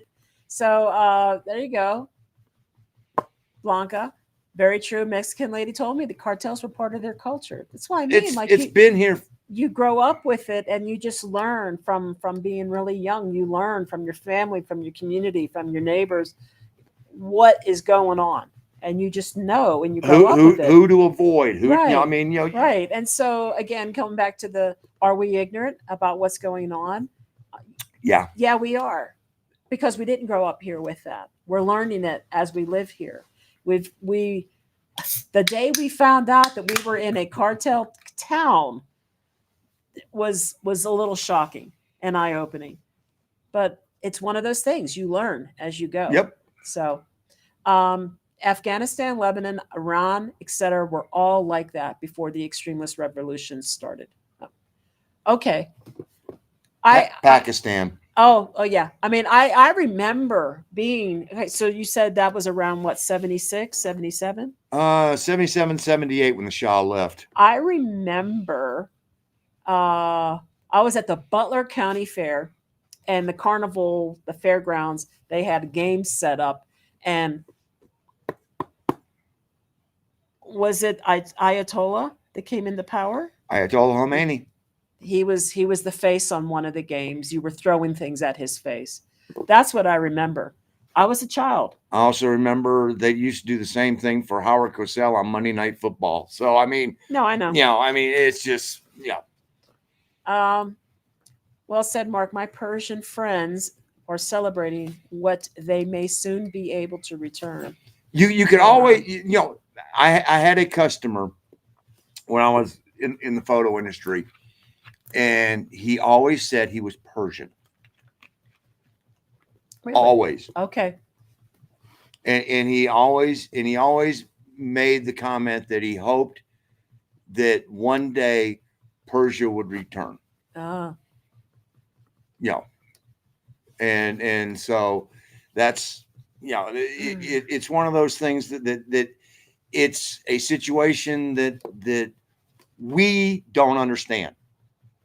You know, Because we're not there living it. No, and I am very well read in a lot of what goes on over there, and I could not even begin to formulate a plan forward. So, you know, because it's a lot of different people who want a lot of different things, and they want it in the name of religion, because it's the same thing. If you read the Bible, you will have some people who will go, it is literal, word for word, you know, God's word, and it has to be. And you have others go, well, it means this, and the intent is this. And so, you know, who's right? And the Quran is the same way. And so, you know, it's a mess, and it's hard when you got people who are doing it in what they honestly believe is in the best interest for their religion. That's a bad situation to try and resolve. Moving along. Yep. And Tom, hello, Tom. The old saying, opinions are like assholes. I'll say it. I'll say, you know, and he didn't finish it. Everybody has one. And sometimes they stink. Oh, I never heard that part. That's your version. I would have preferred that the U.S. did not get involved. Our track record sucks. I'm with you on that. I would prefer if the U.S. would just stay out of their business. And I don't know. I heard they could potentially have nuclear armaments. I don't know. But there's lots of things that go into this decision, and we aren't privy to all of them. Exactly. Your mom used to say that in Spanish, Arlene? Wow.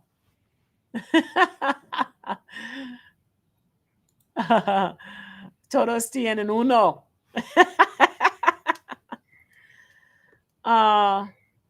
Okay. So the U.S. mistakenly bombed it and many girls died. That sucks. And I'm sure that just strengthens the battle cry. You know, it's one, you know, when you start firing missiles back and forth, and both sides have done it, you're gonna have innocents that are going to pay the price. And that's, you know, would it be nice if there was a diplomatic way of solving it? Yes. We don't know, and none of us are privy to the what led up to this particular, you know, breaking point. And that's the hard part of going, okay. You can best believe that there's money and power behind it. Damn Skippy on that. No doubt. So, always is. Whoops. Wrong place, wrong time is universal. Yes. Oh. Anywhere around the world. Not only Mexico. For sure, Annie. Huge thanks from a dual citizen. My wife and I moved to Querétaro in June. Just got her residency. Your videos are our survival guide. Thank you. Let us know when you get down here. For sure. Sheila, yes, it was. Yes, it was. And our biggest complaint, honestly, the whole thing with that Airbnb was it came right down to the fact that we didn't have water for the last 2 weeks. We were there for a total of 5. For half of the time we were there, we had no water, and we ended up leaving a week early. So that's really what it was about. And without getting any resolution from the host. And then, of course, there was a lot of other stuff that happened with the host getting petty with us and fighting the video. But there was other things. There were other things that we didn't go into because they weren't relevant to the actual situation with the Airbnb. And that was just, we had no water. That was the big thing. The shit that went on behind wasn't really the point. No. You know, and we wouldn't have even known about it. We only knew what we knew because of what we were told while we were dealing with the water situation. And you know what we were told was secondhand, and then she verified I it. did verify, and but she did it verify wasn't worth but bringing up.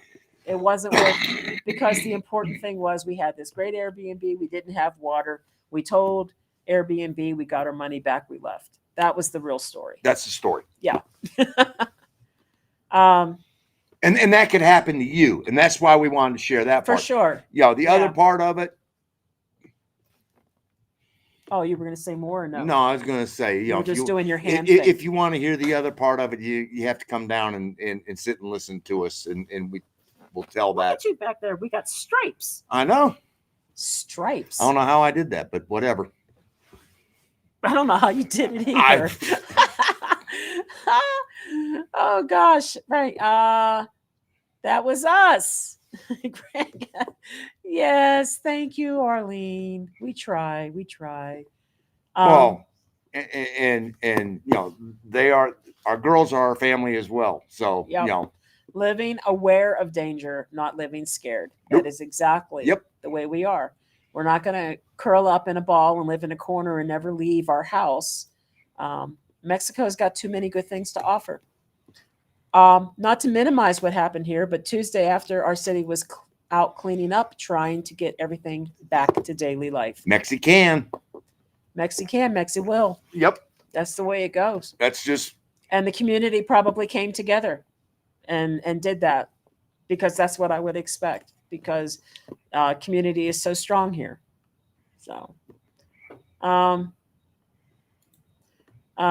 for someone who listens to you guys in Iraq, I promise you the leaders cry.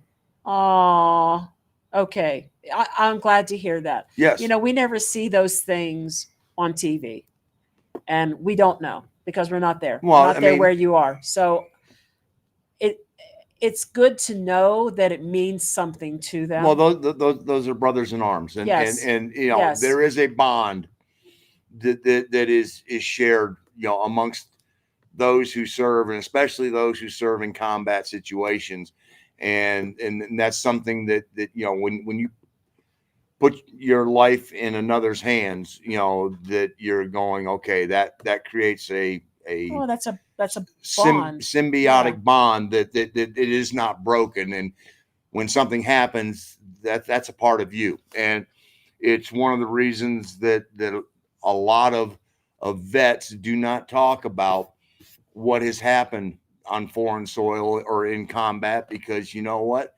it's just no. Well, it's in their heart and it's personal to them.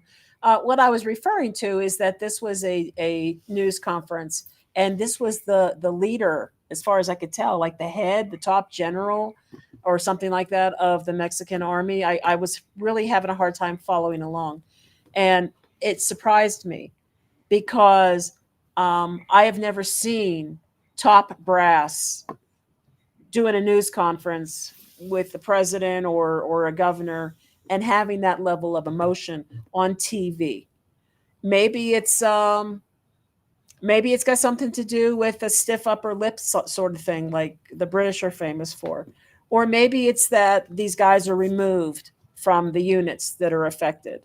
You know, it's hard to know. If you're right there and these are your leaders on the ground where you are, I totally get it because they know you or they're close and you're bonded, like he said. But this was a top level ranking man. How well did he know these people? I don't know. And I was really moved by his response. Well, you know, and I think a lot of that is the Mexican culture of, you know, the brotherhood of being here in Mexico. And, you know, there's a lot of things that's not to downplay the U.S. No, I'm just saying that, you know, it part of what has gone on in the U.S. is again back to that, you know, they become desensitized to a certain degree, and you know, but it's hard when it's people who are under your command. Mm-hmm.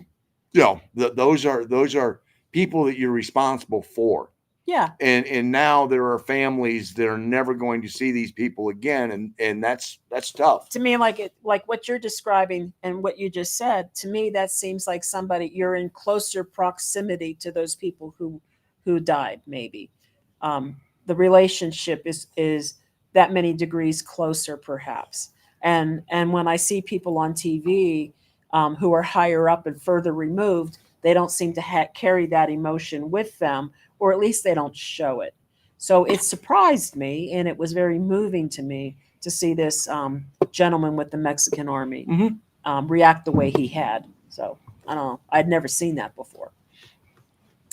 Yeah, that one. No, down. Here, Down. where am I? Where? Down. That one. Down. Why? I'm up here. Okay, you're going to get into a pissing contest between people. Okay. Fine. You're throwing me off. You're confusing me. In San Miguel Allende Centro, we walked by the cops and they smiled and said hello, and he talked with us. They didn't spray us with pepper spray, bust windows, pull us out of cars, shoot us, or disappear us. No, cops. I mean, my favorite story to tell was when we first got to SMA was right about the time they had instituted the smoking ban. Mm-hmm. And I remember Arlene walking over to a cop and a policeman and going, "Is it okay if I smoke?" And the policeman was like, "Yeah, because I'm about to walk around the corner and have one myself." So, that's just.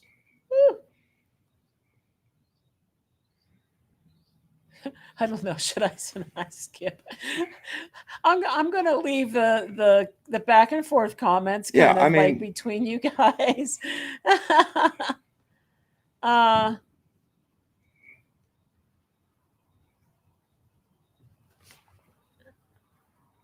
Yeah, no, you know what, and you know what, Vicky, this is true, and this is how we feel about being out in public in places where we've been in Mexico. We have never been concerned about large crowds and having to watch what's going on, read the crowd. Is there something in the air? Once, Chamula, that was unnerving. It was a little bit.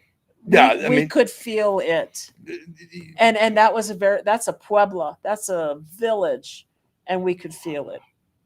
Yeah, and Oxo doesn't even go there. It is a totally cartel-driven town. Yeah, 100%. And the people, everywhere we've been in Mexico, people look you in the eye, they smile, and they're welcoming. And in Chamula, everybody's head was down, and it was a instantly noticeable difference. It was, even from Zinacatan. Oh, yeah, right around. 10 minutes down the road, Zinacatan. They were like happy, glad to see you, and da da da da. They didn't want you taking photographs in that town. No, it just. They said you could take one from a distance, but don't get up close to anybody. So yeah, there was things that were definitely noticeable, palpable in that town, and it was an interesting thing. It was interesting to see the culture, the lifestyle, but we didn't know. That was the first time that and only time that we'd been in a particular situation where you could noticeably know something was different. Yeah. And it didn't take a rocket science just to suddenly look at this and go, all right, there's something about this town that is totally different from the rest of Mexico. We found out later that they have an alliance with Sinaloa Cartel, and they're right there at the Guatemala border. So of course they that's when you're driving into Chamula, it's mansion after mansion after mansion after mansion, and they're not hiding it. No, and then you get into Chamula, and it's just a very modest town.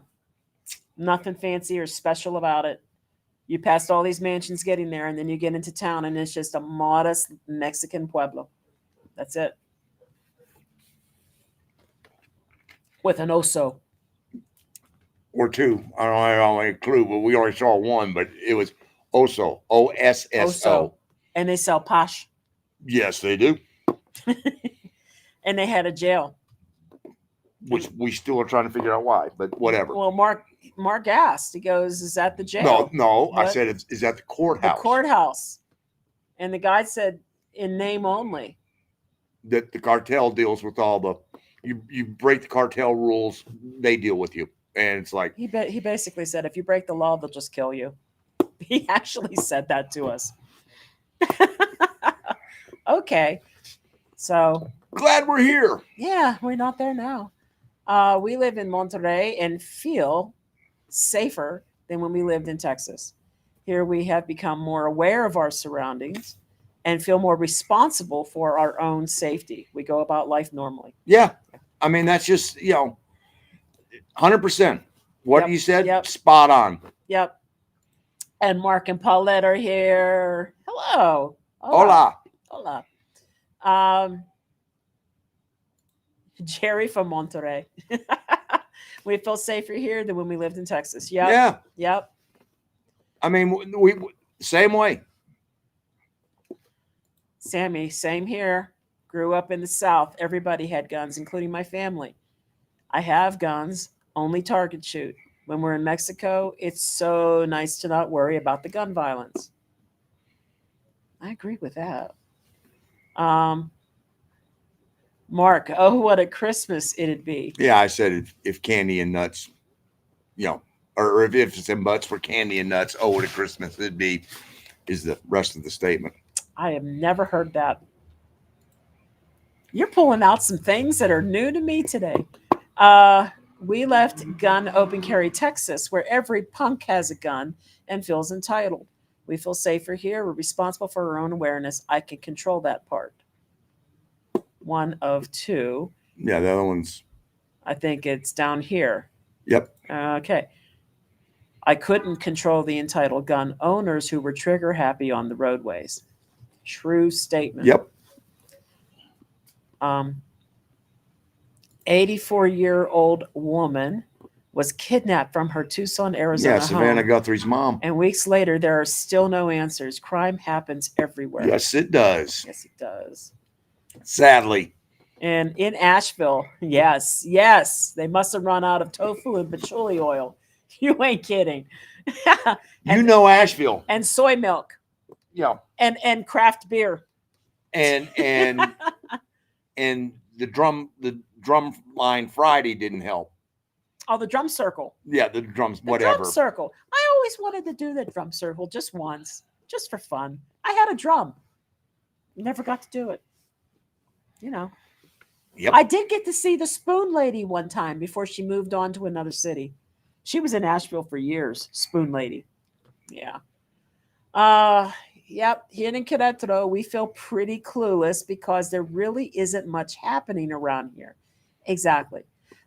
Occasionally, like a rival cartel or a rival gang. Or you had the one hit up some guy in a bar. Or you had that one instance of the woman who the two women and their two dogs that were driving back, and they were going from I think it was Huatulco to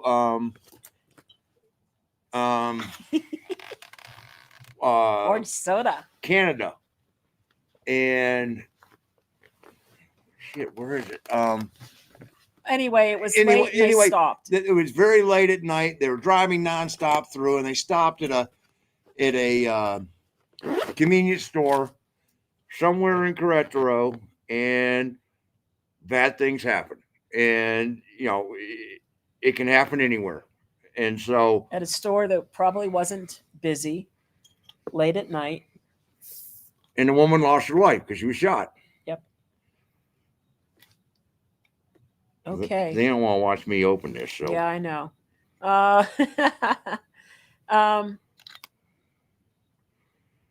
That would be pretty horrific too. There was a gas tank explosion recently in Mexico that was pretty bad. The tanker that was on the bridge or under the bridge or near the bridge, that was pretty shocking. I watched a couple videos of people that were on a bus and a ball a fire came toward their windows and stuff. That was pretty scary, for sure. For sure. Well, I mean, we had that occur to us when we were coming from Huatuco to Puebla, or no, Oaxaca to Puebla. And, I mean, it was just an accident, but, it involved a tanker, and the tanker spilled, and people lost their lives. And oh, yeah, that was when we were on our way to Puebla. And what happened was the tanker was heading the opposite direction. And I don't know the reason, if it lost brakes or what happened, but it rear-ended a pickup truck that was carrying a bunch of workers in the bed. When it hit the pickup truck, the people flew out of the back of the bed. Some of them died on the spot. And then the truck either rolled or something, the tanker, and it leaked whatever it was carrying. So not only were there fatalities that they had to clear off the highway, they had to get the hazmat team involved. everything. And, I mean, it was a 4 or 5 hour highway shutdown both directions. no bueno. He likes your dark side shirt. Thank you. And it was good to see you at the meetup. Yes. Yeah, that's right.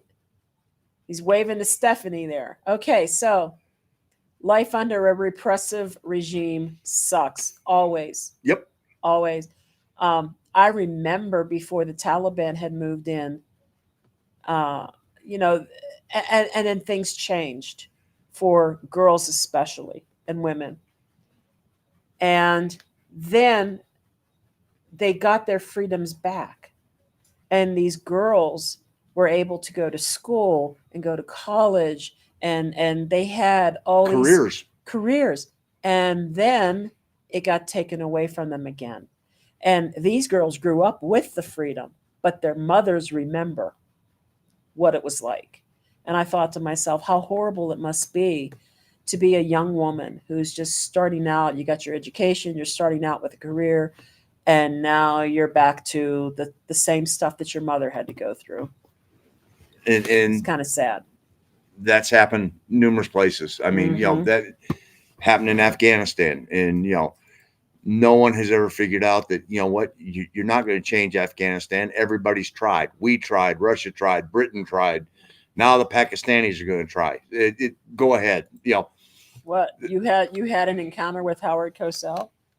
No. I never had an encounter with Howard Cosell. Okay. I just remember when they used to throw things at him when he'd come on Monday Night Football. So. Oh, so all right. So Mark and Paulette are watching separately. Ooh. Okay. Double the views. Double. See, and sometimes they stink. See, I am not the only one that never heard that before. Hey. Yes. That was the only way I ever heard it was, everyone has one and sometimes they stink. So. Ooh. Is the Airbnb put back on the platform? I don't know, because I haven't looked since that whole thing went down. It's one of those, it got removed, and quite honestly, was one of those that we sort of went, it's in the rearview mirror. Yeah, we weren't going to look again. I had the link. I had posted the link. Somebody told me that the link didn't work. And when I went to look for the property, I could still see it, but the entire calendar for the next year was blocked out. So I didn't know if that meant that they removed it themselves or if that meant that Airbnb removed it. My guess is that Airbnb removed it, because they told me on the phone that they were going to. The water puts them at risk. You can't have a facility and not supply the basic needs, and water is one of the basic needs. Exactly. I want to be sure I don't get that. Okay, so it's like this. Stay away from El Dorado. El Diablo. El Dorado. Or as they call it down there, El Diablo. Okay, but when you look for the property, it's El Dorado. Don't throw her off and confuse her. I know. El Dorado. Go Chapala. Stay away from there. Just stay away. We were warned. But we were warned after we had already booked. We already booked it. It was one of those where that's all well and good, but guess what, folks? They've already got a month's worth of our money. Yeah. So, and the people who warned us, thank you very much. But yeah, it was too late for us. Much love to you too. Thank you. Igual. We appreciate that. Coronas in Mexico taste better than here in the USA. The food and everything sucks here in the US, full of chemicals. Again, one of those stories that hit my phone is that recently CNN did an expose that reveals that there were at least 11 unknown chemicals being added to food that had not been screened by the FDA. I'm going to say it tastes better down here just because we're down here. State of mind is half the battle. No, I get what you're saying, but I'm saying that, as far as the Corona part, it tastes better just because of the fact that I'm drinking it here in Mexico. And it's funny because we did these grocery store videos because we know people like to see them. And we get some pretty wild comments on them. Why are you shopping there? Why are you buying overprocessed foods? Why don't you go to a mercado? It's like people are not getting the idea that we do go to mercados and we do buy healthier food options. We just happen to be in the store and we're just showing you what's here, right? And for some unknown reason, people like them. I don't get it. I don't get it either. We had 5,000 views on one of those videos. I don't get it. But no, HEB has gone over 20,000 views. Really? Yeah. Hoo-wee. I mean, but do we still buy some processed foods? Sometimes occasionally. And you know what? It's hard to kick a habit that you've grown up on. Well, I mean, we're talking like we like Prego meat sauce. So we'll buy that. Is it processed? Yes. We will occasionally buy a box of some kind of maybe potato. Oh yeah, well I mean, au gratin potatoes or a or something hamburger like that. helper, just for something quick to throw together. But you know what? What else has happened since we moved here? We have learned to make a lot of foods that we used to just buy from scratch. So we have our own taco seasoning. I'm making my own sausage now. I make country sausage. I make Italian sausage. I made homemade cannoli last week from scratch, the shells and the filling. I mean, obviously I bought ricotta cheese, which is somewhat processed, but I got the most natural brand of ricotta cheese that I could get. So, what else have we been making? We made pulled pork. Yep. I don't know. We try to make as much stuff as we can now. Since I had a horrible reaction to canned soup, I am going to try to learn how to make things like New England clam chowder. It can't be that darn hard.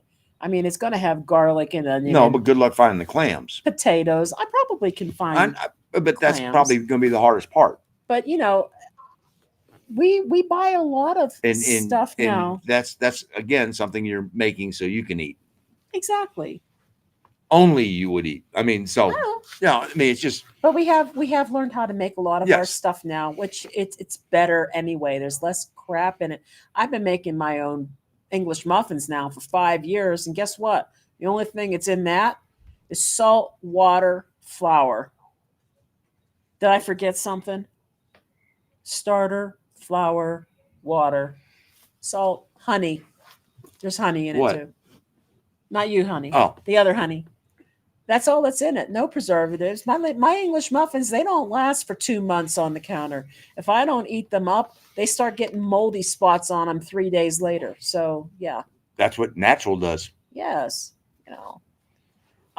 We waited and talked before we even decided to do our video because we didn't want to put bad information. No, you guys were great stewards of making sure that what you put out was A, accurate, and B, nothing that was going to roll back on you. Yep. We could have easily sent some of our videos to US media, but we didn't know what consequences would happen. Exactly. You did the smart thing, and you did it in a way that was responsible. So that's good. But and if you had shared it, what about that? Like again, there was a few of those ladies that were in Puerto Vallarta. That guy who had 3.5 million subscribers took all of their videos, put them all together, and made up a bunch of stuff that never happened using their videos. So, and he did it for clicks. You know, when you got 3.5 million viewers and you do a video for clicks, that's money. So, Not that we would know about that. when a terrorist organization can shut down an international airport, yeah, Oh yeah. and a city completely, it's a sign of who runs things. The veil of safety was removed, and tourists should take notice. We did. It's true. You have to know Yeah. that you are entering an area that, yes, the government is not in complete control of. You are 100% correct on that. And you know, the other thing you have to remember is that the cartel makes a boatload of money off the tourism industry because they run the prostitution, they run the drugs, you know, and people come down. They run the cabs. They run the cabs. You know, you come down and you want to, you're on vacation, you want to party, you want to do this, and people do things and they don't even realize that what they're doing is they're actually paying the cartel. I mean, you could Yeah, ask your so- bellhop at your all-inclusive resort if he could score some moda for you. Guess where he's getting it from? You know, just saying. Or ask your cab driver. Or Yeah, you I could- mean, yeah, exactly. Somebody walked up to you in San Miguel outside a bar and wanted to sell you some Coke or something, right? yeah, we were at the bar and you know, this is again, you know, and again, stepped outside because it was a 2-drink minimum. And so, you know, I'd had 2 Grey Gooses and tonic and was like, oh, I got to have a cigar now. And stepped outside and was talking to this gentleman, you know, and he looked at me and went, ¿Quieres coca? No. No. No. Thanks, but Yeah. no thanks. Let's see. I'm here living in Mexico for many years, and the only criminals here have guns. Absolutely. Yeah. The criminals have the guns. And I don't piss off the old lady because she has a license to carry. Well, besides that's never good. Oh no, I wasn't going to mention those damn drum circles. I never got to be in it. I was going to do it. I have a drum. One I bought in Jamaica, in fact. I was going to take it down there and do the drum circle just one time, but I didn't do it. Nope. I'm sitting here in Soriana, a supermarket here in Mexico, and a pint of Ben & Jerry's is only 12 USD. Only. How much is it cost? How much does it cost in the US now? Because it was always expensive. It was like $5 or $6 a but pint. it ain't $12. I mean, yeah, It's probably 7 or 8. You pay for you pay for the ability to get it, and so they import it in, and there you go. That's why we kind of like if we're looking for an imported item, we like to try to find it at HEB because they have a lot of imported items, even their own brands. So yeah, yep. Makes sense. It is imported anywhere it's anywhere in the world for sure. Yep. Oh, I found some Cambozola cheese the other day too. I was beside myself. Stinky cheese for me. So happy. Yo, Wendy. He's losing his lights. Got a gust of wind coming by. we did. Yeah. Have you thought of the name for the groupies? No, because I have to put the names down. I wrote them all down on the phone a couple weeks ago, and I'm going to have to make a post and put them out there. So we'll let people vote on it. I just haven't had time. This weekend, the video that's coming out on Friday is going to be our Manzanillo video. And then the next 4 videos after that is all about extranjero and our collaborations with different creators. So we're going to have the extranjero video. Then we're going to have a collaboration with Brighton from Almost Retired Mexico. Then we're going to have one with Papaw Got a GoPro. And then we're going to have one with Queer Money. So I've got videos for the next 4 weeks. And somewhere in there, we're also going to Mexico City for the Steve Hackett concert. We're going to the U.S. for a week. And somewhere in there, I'm going to put out the poll so people can vote on what they want. Are you okay? Oh, I see what you're doing. Mark's over here. He's MacGyvering something. Oh no. Now that you've done time in Ajijic, which do you prefer? The Lake Chapala area or Merida? Oh, well. Weather-wise, I like the Lake Chapala area better. But city-wise and activity-wise, I like Merida better. I like Merida better because there were more cultural events going on, more museums to visit, more malls to shop at.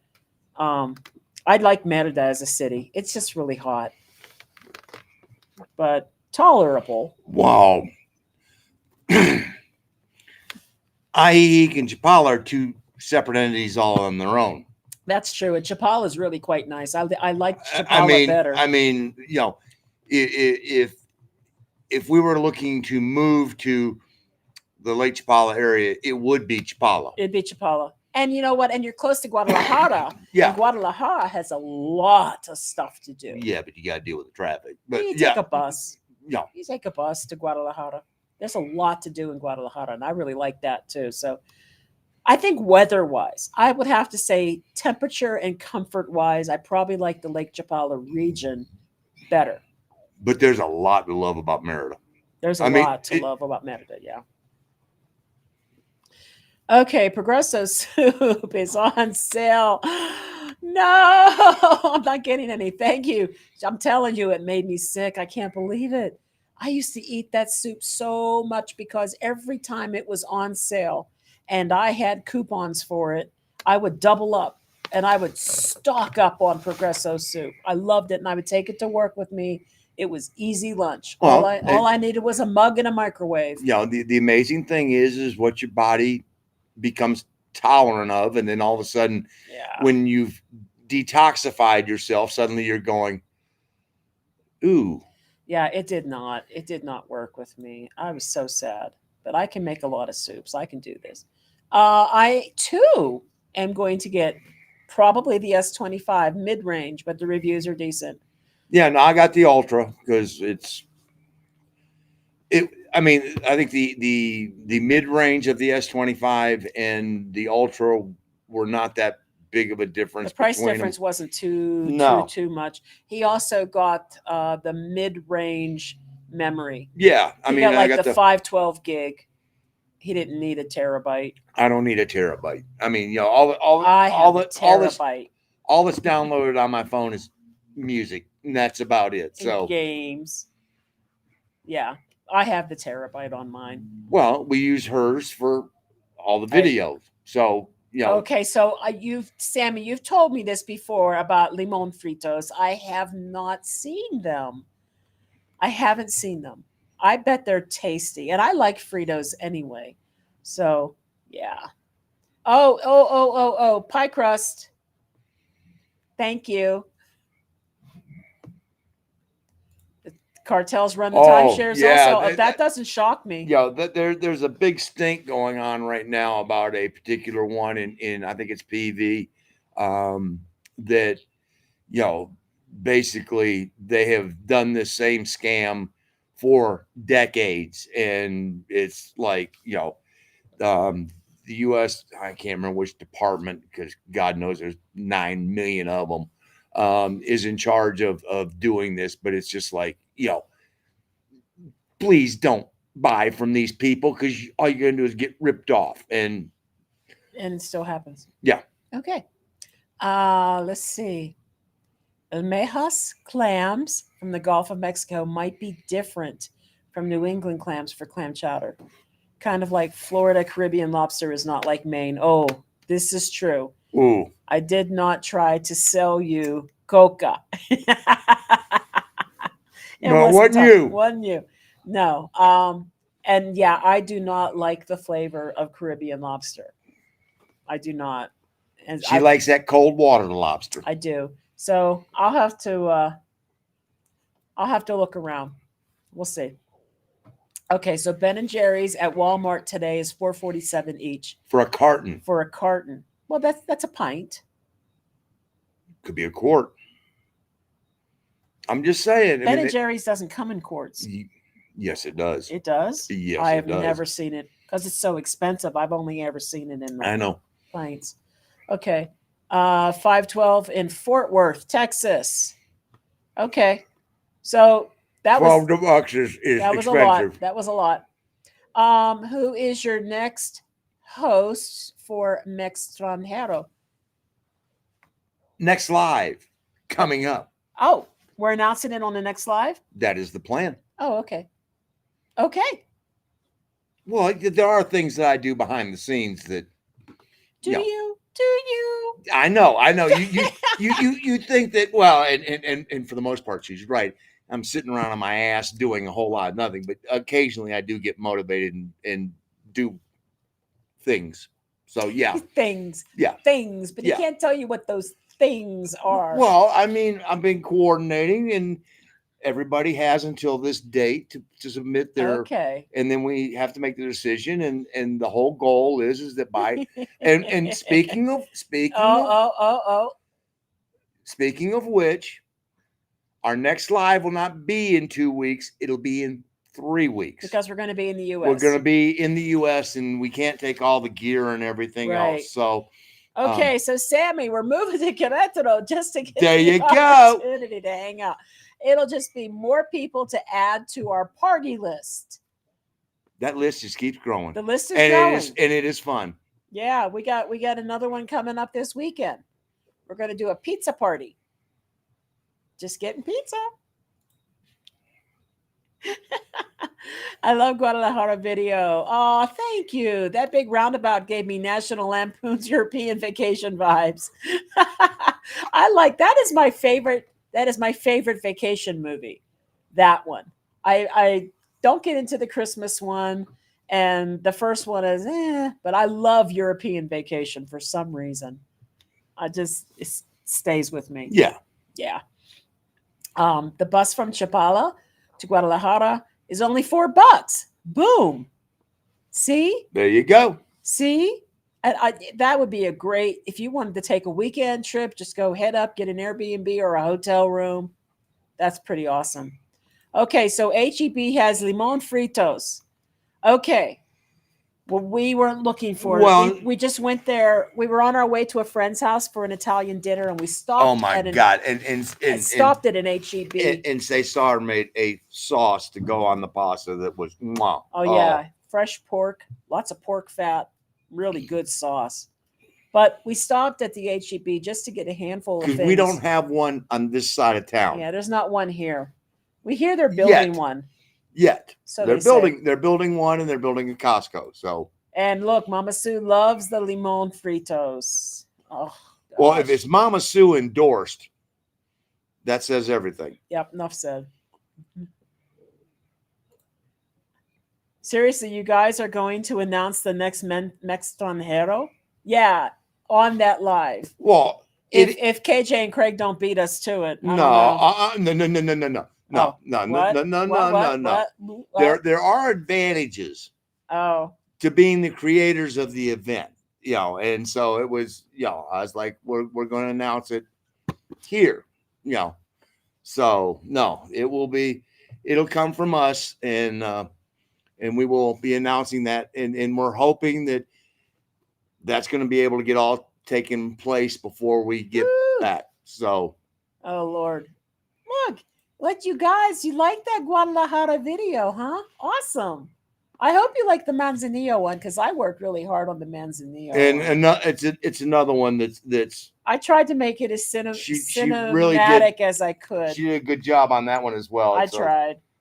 You know, and it's an unusual video, and you guys know we have a pattern that we sort of follow, and you know we do the Airbnb, then we do a couple of things around town, and then we do a wrap up as far as you know the cost and everything else. This one sort of all got into one. Yeah, we stuck everything in one video because it felt more like a vacation than actually living there because of where we were and how long we were there. I'm just like, let's just do a video like this. Yeah, and plus I was falling so far behind on the timeline that we've got people asking us why we're shopping and buying these things in Ajijic, and I'm like, well, Mark said, well no, somebody pointed out that by their math, that because they looked at the receipt and they did the current exchange rate and they went, well, no, it's $432, not $398. Well, no, we bought this in October, and that's how much that's how much things had changed. Yeah, that's how much buying power we lost between October that's how far out the videos have been lately. Yeah. So, I mean, when we were in Manzanillo, I actually had 4 videos lined up and scheduled. So that was a whole month of videos that I already had lined up. And then we hit Mextranjero. I mean, and we hit Mextranjero, and we already had it lined up all the way out until the beginning of March. And so, we told everybody that we did the collaborations with it. It was going to be, sometime in March. Mid-March. That we'd be able to drop these videos. So wait, what? Pork fat was my nickname back in the day? At least it wasn't tater salad. They call me tater salad. Pork fat. I like it. I think you guys said you live in a gated community. Yes. I was wondering if you ever enjoy the amenities it has with it. Well, no, so we don't play polo. Okay, well, wait. Well, we have a pool. Yeah, we do. And this pool is shared by 8 homes only. But no, we haven't used it. We got here in June, which was prime time, but then all of a sudden we got here. Then we went back to the States to go see her sister, and then do a family reunion on my side. Then we came home, and then we were off to San Luis Potosí for 2.5 months. Then we came home. Then we were back. Then we were off. We came home. We went back to the States to go to the beach to go see my mom. Then we came home. Then it was now early October. Yeah. Then we were off to Ajijic. Then we came home, and then it was like, oh, hell no, I ain't getting in the pool. Yeah. So this year, the pool will get used. Will it? Will it? Oh, you damn Skippy. Because after we get back from the States, it's going to be hot. We're really not going anywhere until June. That's right. Rush. We're going, Mexico City. Rush. So it's going to be like, well, I mean, we got the Ren Fair trip weekend, but that's just a weekend. Yeah. So we're sort of, and it's going to be like, thank you. Yeah. So we do have, it does cost extra for greens fees, obviously, if he wants to play golf. We haven't done that. And there are tennis courts and something else I think we do have use of, but we don't play tennis. So no, I mean, our next door neighbor, she does tennis lessons every day or a couple days a week, whatever. That's why she's got a golf cart. And so, the amenity, the biggest amenity, the two biggest amenities that we get by living where we are living right now is, number one, no dust. Well, not as much. Yeah, I mean, there's still dust, but it's nowhere near as much. Right. Because of all the greenery that we have. And number two is the quiet. It is so quiet out here. There's a Cartel over there, but there and there, and we rarely hear anything. True. I mean, I was talking to my mom last night, and she was just like, could you turn the crickets down? She could hear. She could hear the crickets. She could hear the crickets. Oh my gosh, how funny! Yeah. Wow.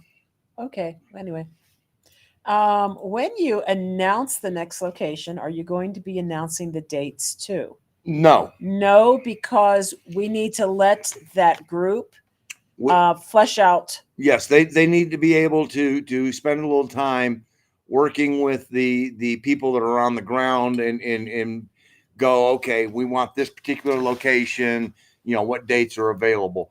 We're going to try and keep it in that same time frame, give or take a couple of weeks, you know, maybe late February. It could possibly go into early March, but that'd be about as late as we'd want to go. So it's going to depend a lot on the dates are going to depend on where they can have it. Yep. Well, what they're looking and the at. time of the year, you know, the time of the year, maybe the weather situation where they are is better suited for one time than another. So we're gonna let them drive as much as they can. And Mark and I'm not gonna say me because I'm not. No, but Mark and KJ and Ernie are going to be the steering committee, so they're there to help. And Craig. And Craig, well, yeah, KJ and Craig. I mean, KJ's, yeah. I mean, Yeah. you know, but yeah, we're there to sort of to assist any way we can and share. I mean, because KJ and Craig really fleshed out the bones. We created a skeleton and they put a body around it, and they've got so much now that's going to make it so much easier for people going down the road, and you know, all that is going to play into assisting and making it easier for future hosts. But yeah, that's going to be coming up. So, and yes, it is safe Yeah. in Mexico. You know, we're just trying to say when it comes to the topics of what just happened, that is the first time that something on that scale has happened while we were here. But I don't think it's the first time that violence. No. It happened in Mazatlan while we were here. Did it? Yeah, because I remember that was when. But that not on the level that it happened this past. Yes, it did. On the same level. Yeah, there were bullet holes in airplanes that were leaving the ground in Mazatlan. This was across like at least 10 different states, though. Well, I'm just talking about in a particular area. I mean, the state of Sinaloa was not good, and I remember that was when Jordan was at the resort in Mazatlan. And you know, he's at the resort and he's like, is it safe? So well, yeah, because I'm in a resort. Yeah.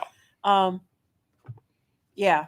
But in general, we feel overall that we are safer. We feel safer here than how we felt in the US. Oh, without a doubt. Are we 100% safe and free of crime? There is no place in the world we could go. No. That we could make that statement. But peace of mind that we have here is so much better than what we had back in the US. And that's, you know.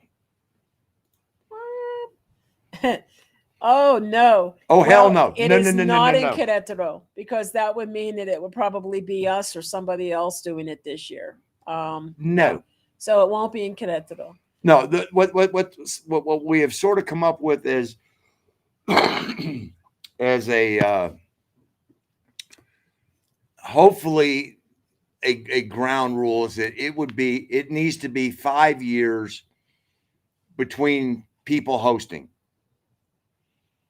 And we want to see it move around. We want to see it move around, and we want more and more channels to get involved. Yeah. And so we would love to see it in Mérida, in La Paz, PV. Yeah. You know, there's lots of places that, you know, San Luis Potosí. There's lots of places that could be that would be great. And you know, do I think that we would ever take on hosting it again? If it was in Querétaro, there's enough other channels here that we would probably let them be the official host, because we sort of have our standing as we started this shit. So, you know, Really? yeah, really. I learned a new phrase today from my friend Lise at my place at Querétaro. So instead of saying "qué tal," you could say "qué pedo," "qué pedo," and pedo fart. Well, What farts? hey, How's it fart? don't ask that question. How's it going? So Yeah. "qué pedo" is my new phrase now. I'm going to throw it out everywhere I can. So now we can get to the fun part. The fun part. Who looked at this year's list Oh Lord. of who the nominees for the 2026 Hall of Fame rock and roll I was going to say you Hall left of the Fame. word off because that's pretty much the way it is now. Well, I know, but the Rock and Roll Hall of Fame inductions. Yeah. You know, I looked at the list and I went, well, one was a no-brainer. One was an absolute no-brainer because I knew that the people would go, what, not in? Duh. Yeah. I mean, that was Phil Collins solo. I'm sorry, you know, you couldn't escape Phil in the 80s. So that was like Peter Gabriel got in before Phil Collins did. Peter Gabriel's solo career started before Phil Collins did. It did. So But Phil okay, had more hits than Peter I did. agree with that, but he started before that, you know. It's one of those that you sit there and you go, but there were some on there that I'm just going, you know, All right, come on, guys. New edition. Come on. It's the Rock and Roll Hall of Fame, and we're going to vote in new edition. well, Mm-mm. you know, I'm How about we're going to vote in Shakira? well, those hips should go in on her own. But, I love Shakira, but this is the Rock and Roll Hall of Fame. But see, Annie already alluded to the fact earlier that there were 400,000 people that attended her concert in Mexico City. No, I get that. I get that. You know, I get that. so she has a huge influence outside of just the U.S. You know, They couldn't even vote in Mana. well, no, I mean, there's all sorts of things, you know, that you can sit there and go, you know, but I mean, Pink. Pink's actually number 2 right now. I know that, and you know, I love me some Pink now, but you know, I got to go sit there and go, all right, hold on. Yeah, I do this every year. I got to sit there and go. I know she's going. Oh God, here we go. Here we go. Guess who? Three Dog Night, Jim Croce. You know, those three. I hear it every year. Every year. And then to be fair, since we're going across genres, which we are now doing, because it is now the music. Because now it's the Music Hall of Fame. We've got Johnny Cash and Dolly Parton in there, Chris Christopherson. I don't even know who else country. Willie Nelson, Hank Williams. Hank Sr. You know, but why is Alabama and Garth Brooks?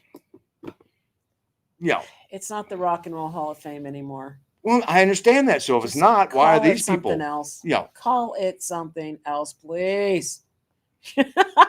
Yeah. Because I got to hear this every year, and then all my friends get all pissy with each other because this band getting voted in, and they're not even rock, and yeah. So well, you know, that ship sailed years ago. You know, Mary, you know you can vote every single day. I think I voted 3 times already. I think Phil was at the top. Phil's beating everybody out. Phil Collins is beating everybody out by at least 33%. And I don't have a problem with Billy Idol. I like Billy Idol too, but yeah. I also like. But I mean, you know, let's compare greatest hits. Billy Idol, Three Dog Night. No, I know. Yeah. Joy Division, New Order. Yeah. Mariah Carey. Yeah. Oh, Hurricanes game. I know. You know, you're We're missing. playing Vancouver. They suck. Okay.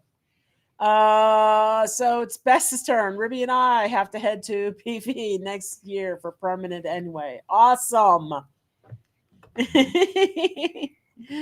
Yes, Mariah Carey. Really? I know. I can't even remember everybody who's on the list because I'm telling you right now, half of the people. Oh yeah, Wu-Tang Clan. Yes, that was it. I was gonna say half of the people on that list are not rock music at all. Yes. Oh, that's right. Dolly Parton's in there. There's another country artist, and you can't put Garth What is this? Brooks. Led Zeppelin 2026 tour days out. What? I don't get it. Is this for real or are you being funny? I haven't heard this. I haven't heard that either. I think we would have heard that. That's that would have been. I jumped like, who has time to vote every day? Nobody. I just happen to be sitting. Oh, there are people. Like I said, I voted 3 times so far since the list came out, and that's not been every day. So, I avoid going in public during the Christmas season because of Mariah Carey. Oh, but do you like doing the Whamageddon? I think Whamageddon's fun. I actually did get through Christmas one year without either one of those songs. I don't know how. It's easier down here. But we have been, you cannot escape Mariah Carey. You can't escape Mariah Carey, not even in Mexico. Rock and Roll Hall of Fame is a joke. Yes. That's right. Wu-Tang Clan should not even be on the list. Who? Rap. I'm being facetious. Okay. Meatloaf. How come he isn't in yet? I didn't know he wasn't. No, he's not. Oh, okay. Oh, come on. Oh, no. Comparing Meatloaf to contemporaries of his, Meatloaf or REO Speedwagon, Meatloaf or Styx. I mean, number of hits and everything else, both Styx and, Well, here, Arlene's got a good one. How about Europe? Arlene, if you can name me more than 2 songs by them, I'll listen. That's why they're not in the Rock and Roll Hall of Fame. I sometimes I don't understand how some of these people get in. You can have somebody who can have 2 greatest hits albums completely full of hit songs. Three Dog Night. And then there'll be a band that gets put in because they had 1 hit song. And how about this? And she didn't even write the damn song, Patti Smith. No. Oh, God, that's one of the biggest atrocities. Why is she in the Rock and Roll Hall of Fame? She had 1 hit song and she didn't even write it. It's not even her song. She covered it. Anyway, I still listen to Jim Croce weekly. I like him. Mark always says it's not his fault that he died. And he had a lot of hits in his short career. So I give that. For singer-songwriters, that's very influential. Yeah. I read the list of nominees to my wife and asked her which one she considered rock. She selected 2. Yeah, probably Judas Priest and no, Iron Maiden. Or Priest is already in. That's right, already in. It was Iron Maiden and Phil Collins. Maybe Phil Collins is more pop. Well, yeah, but yeah. But I mean, okay, then you could say either Oasis or Black Crowes. I would not vote in Oasis. I don't think they have enough hits or enough influence. And then what's really making me laugh right now is Oasis is way down on the list in popularity on this vote, and Phil Collins is way at the top. And Phil Collins, like one of the guys in Oasis, absolutely hated Phil Collins. Basically went and told him right to his face at a party, like really, just like wow. And Phil Collins says he doesn't know why or what happened or anything, but this guy in Oasis just couldn't stand them. I mean, let's be for real. This is Oasis's 3rd shot Is it? Yes. I don't pay This is attention. the third shot. Champagne Supernova, baby. Throw Three Dog Night on there one year and watch and see how quickly people go, what? They're not in the Hall of Fame? And 5 of the 7 have already died. That's okay. Nancy Wilson thinks that Howard Stern should be in the Rock and Roll Hall of Fame. I'm like, really? For Why? what? He doesn't even do it. He's not even a real DJ. It's a shock jock. He doesn't even play music. It's a talk show. I don't know. Meatloaf for what? Rocky Horror Picture Show? Come on, Tom. Okay, now Bat Out of Hell is a damn good album. Quintessential album. It's one of those must-have albums. But no, I mean, I have to sit there and go, I can think of a lot of acts that are more worthy of Hall of Fame. Yeah, there are other acts that are more worthy. Not Hall of Fame level. Yeah, I mean, there's other bands that are out there that are definitely higher. I mean, again, Styx isn't in, and REO isn't in, and Meatloaf. Okay, I would put REO in first, and then Styx, maybe. Actually, Styx probably has more of an influence, but I mean, you take out High Infidelity, and Styx becomes, REO becomes okay, and I love me some REO because Golden Country is one of my favorite songs of all time. One of my favorite. Give me the Howley. Oh my gosh. Foreigner or Hall & Oates. Ooh. I'll send you the songs. Hall & Okay, Oates. she's going to send me the songs. Okay. Okay. Because the only thing I'm thinking of right now is Carrie and the Final Countdown. Yeah, I mean, I'm like, what other songs did they do? well, one of those two is already in. Foreigner, Hall & Oates. Hall & Oates is in. I think Hall & Oates. No, they are in, and yeah, I mean, as they should be. I mean, let's be for real. You look at their work, and you can't think of Blue Eyed Soul without thinking of Hall & Oates. I mean, that's just, For crying out loud, I love you. And guess what? Everything that you just said there, or how about is all off of Bat Out of Hell. You took the words right out of my mouth. Yep. And again, off of Bat Out of Hell. It is a quintessential album. Yeah. But if it wasn't for Steinman or whatever. Jim Steinman, who wrote the songs. He wrote the songs. So. But Jim Steinman tried to do it on his own, and he doesn't sing like Meatloaf does. See, it has to be a rocker, not a wannabe. How about Richard Marx? Richard Marx wrote a lot of good songs, and not just for himself. He wrote for other people too. I mean, I don't know. I feel like there's people that have been. Now we're reaching. There's bands that have been eligible for more than 20 years and haven't even come up on a nomination list at all. All right. Three Dog Night has been eligible now for 60 years.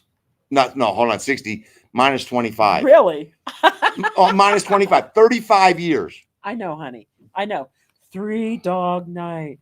Well, 3 Dog Night. They're the biggest oversight that they have. I know. 3 Dog Night. You guys hear that? You got to go tell the Rock and Roll Hall of Fame they need to nominate 3 Dog Night. Or he will never live it down. I'll just never shut up until I die. I mean, all right. You never realized how good they were until suddenly you started listening to their albums. You listen to my albums. All right, look, it's true, but here's the thing. The name of the band was 3 Dog Night. Yep. And they had 3 singers. Yep. I didn't know there was a band. I thought it was 3 guys who sang really good harmony. I didn't know it was a band. So I finally listened to one of his live albums, and I was impressed. They were very, very good live. Yep. All right. Stevie Ray Vaughan. I do not believe he's in. Should be. He should be in. Again, you can't fault the man for dying. I mean, the list is not great. God, it is so not great. No, it's horrible. It's a bad list. It is like 50%, not 50, about 30% hip hop and rap. And the reason that is because once they let the first hip hop and rap artists in, anybody who's already in has a say in the nominations. So once you have hip hop and rap artists into the Rock and Roll Hall of Fame, they are now also nominating their I mean, influences. So and Gene Simmons made the comment. Somebody was interviewing him, and personally, I don't think Kiss deserves to be in the Rock and Roll Hall of Fame. They changed a lot of things in music and everything else with their shows and all that. Were they influential? Yes. that's all they need. I know. It's one of those where you go, okay, as an influence, I can see it. As an artist, As the quality of music, maybe not so much, yeah. but the influence is there. But he made the comment. He goes, "When's Led Zeppelin getting into the Hip Hop Hall of Fame?" And is there a hip hop Hall of Fame? I don't know. He was just making the comment. Harry Chapin. Harry Chapin. God. Well, he's in a group that's sort of in the Hall of Fame, the Hall of Fame of drinkers. He and Harry Nilsson. No, that's Harry Nilsson. Not wrong, Harry. Where are you going? No, with this? wrong Harry. Harry Nilsson. Oh Harry Nilsson and Keith Moon and Harry Nilsson, Oliver Reed and Oliver Reed and Dennis Wilson. You know, Okay, we're not going there. Ringo Starr, I think, was in that group. Yeah. Oh, wait, up here, because she was saying we need a Yacht Rock Hall of Fame. Christopher Cross. I mean, Christopher Cross would be the first one that you go. But aside from his quintessential debut album, no, but we're talking Yacht Rock. I mean, Yacht Rock. You know, if you're going Yacht Rock, I mean, okay. They're going to have Loggins and Messina. And then Kenny Loggins on his own. And Michael McDonald. Michael McDonald on his own. All right. Gosh. Hey, Diana. How you doing tonight? You missed all the fireworks earlier, huh? Hi from Cole, Illinois. Going to Cancun next month. Boom. There you go. Nice weather in Cancun right now, for sure. That's usually when we would do our music festivals too. Yeah. It'd be February, March. No, Harry Chapin. Hall and Oates don't like one another. No, not anymore. Not anymore. Not anymore. Yo. Harry Chapin should be in the Rock and Roll Hall of Fame. How many? Wait, are you both repeating this? I'm sitting here going. I'm like, you guys are ganging up. Hold on. It's one of those you go. What is it? Big Yellow Taxi, Cats in the Cradle. It's a handful. It's not the Hall of Good. It's the Hall of Fame. And if you can't fill up, in my opinion, if you can't fill up 12 songs of greatest hits to fill a double album, a full, both sides of an album of songs that everybody knows. Okay. Oh, sorry. Excuse me. Ian Hunter's work is good enough, but he never became commercial in a major way in the U.S. That is so true. And one of my favorite songs from the 80s is an Ian Hunter song. All of the good ones are taken. I love that song so much. But he never really did take off solo. I love when I tune in late and you're talking about great music. It was coming. Don't forget Todd Rundgren produced Bat Out of Hell. Oh, absolutely. Okay. Yeah. Well, I mean, producer wise, there are certain people. I mean, George Martin, hands down, boom. I mean, he did the Beatles work, and then he left the Beatles, and then went to America, and again, hit after hit after hit after hit. Hey, Tom. Yeah. It's important to me that you are free. That's my favorite song by him. I thought it would have been Bang on the Drum All Day. I like that one too, but Hello, It's Me is my favorite by him. Did 3DN piss somebody off that keeps them off the list? I don't know. I mean, I really have no clue because you look at the statistical, they sold more albums from 1969 to 1972 than anybody else in the industry. I mean, there was a really long time that Jan would not let anybody that was in prog rock in the Hall of Fame. It wasn't until like you had Genesis and Genesis, no, did Yes get in first? I think Yes got in first, and then And then Genesis. was like, but they wouldn't even touch prog rock, and because he didn't like prog rock, so it's possible he doesn't like Three Dog Night. Is he still in charge? No, never mind. no, never mind. He did the proverbial dance on the member and made some comments, and they ousted him. I see. Okay. I love my music. All my Canadian golf at the club love my playlist. I lost track of Rock and Roll Hall of Fame years ago. Yeah, because any artist is being voted in. Any artist. See, but from the Canadian point of view, the Guess Who should be there. The Guess Who's got a lot of hits. And, I mean, let's, and Burton Cummings' voice was really unique. And the best diction in all of rock, period. Well, Neil Diamond comes pretty close to diction. Burton Cummings is pretty good, though. I mean, he's spot on. He pronounces every letter. I actually heard one day that not them. I'm thinking of somebody else now. Blood, Sweat, and Tears. Blood, Sweat, and Tears reached out to Chicago to figure out how they got their horn sound. Other way around. Chicago wanted to be. No. It is exactly the way I said. Okay. Because I was listening to an interview about Blood, Sweat, and Tears. And they really, really liked what Chicago Transit Authority had done at that time. Well, yeah, their first album was. They wanted to lock in that sound. That's how Blood, Sweat, and Tears ended up with a horn section. They were trying to emulate a similar sound to Chicago at the time. Rock bands weren't having horn sections like that. So that was very influential to them. And no, hip hop is not rock and roll. How long did it take for Chicago to get in? Again, travesty, Christopher Cross, best song, Walking in Avalon. Ooh, nice. Oh, then let's vote for Wilson Phillips. If Dolly's in there, isn't that true? And Dolly didn't even want to go in. She didn't want to go in. She told them it's okay, thanks, but no thanks. But then I guess people told her that she should do it.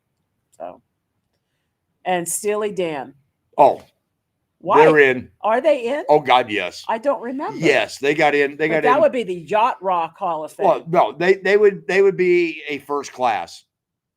I don't think they are. No, first class for Yacht Rock Hall of Fame. Oh yeah, they would be a first class because you can throw on Asia, you throw on Gaucho, you throw on any of those. So you had a fish taco craving. Condoro. Oh my gosh, I love fish tacos. Yummy. I still listen to Steely Dan. Do you know I have every single Steely Dan album on vinyl? Everyone. The older I get, the higher Asia goes on my list of albums, greatest albums. And Asia is to me one of those that's just like, whoa, I can put that album on and just go, that is a true work of art. And there's a great documentary on the making of Asia where they brought in different musicians for each song. And it's hilarious to watch because some of them were like, they were told, we don't want this. And they were like, yeah, well, this is what the song needs. And we're going to do it anyway. And Terry Gross, NPR, said that Gene Simmons was the worst interview I ever, I believe. You know what? It doesn't shock me because Gene's got one hell of an ego. But, when he sat with Dan Rather, he gave a really interesting interview. It was not what I was expecting. It surprises me sometimes how very Humbled and grateful he seems to be about his ability to come live in this country. I guess from where he came from and his mom. So no, yeah, they immigrated from Israel. yep. And let's not forget the women: Judy Collins, Linda Ronstadt. I think Linda's in. Is Judy? Linda, I know is Linda's in. in. I think Judy Collins is in, and let's not be, throw in Carly Simon and the Yep. the women from the God, yeah, Burton Burton Cummings. Burton is Burton and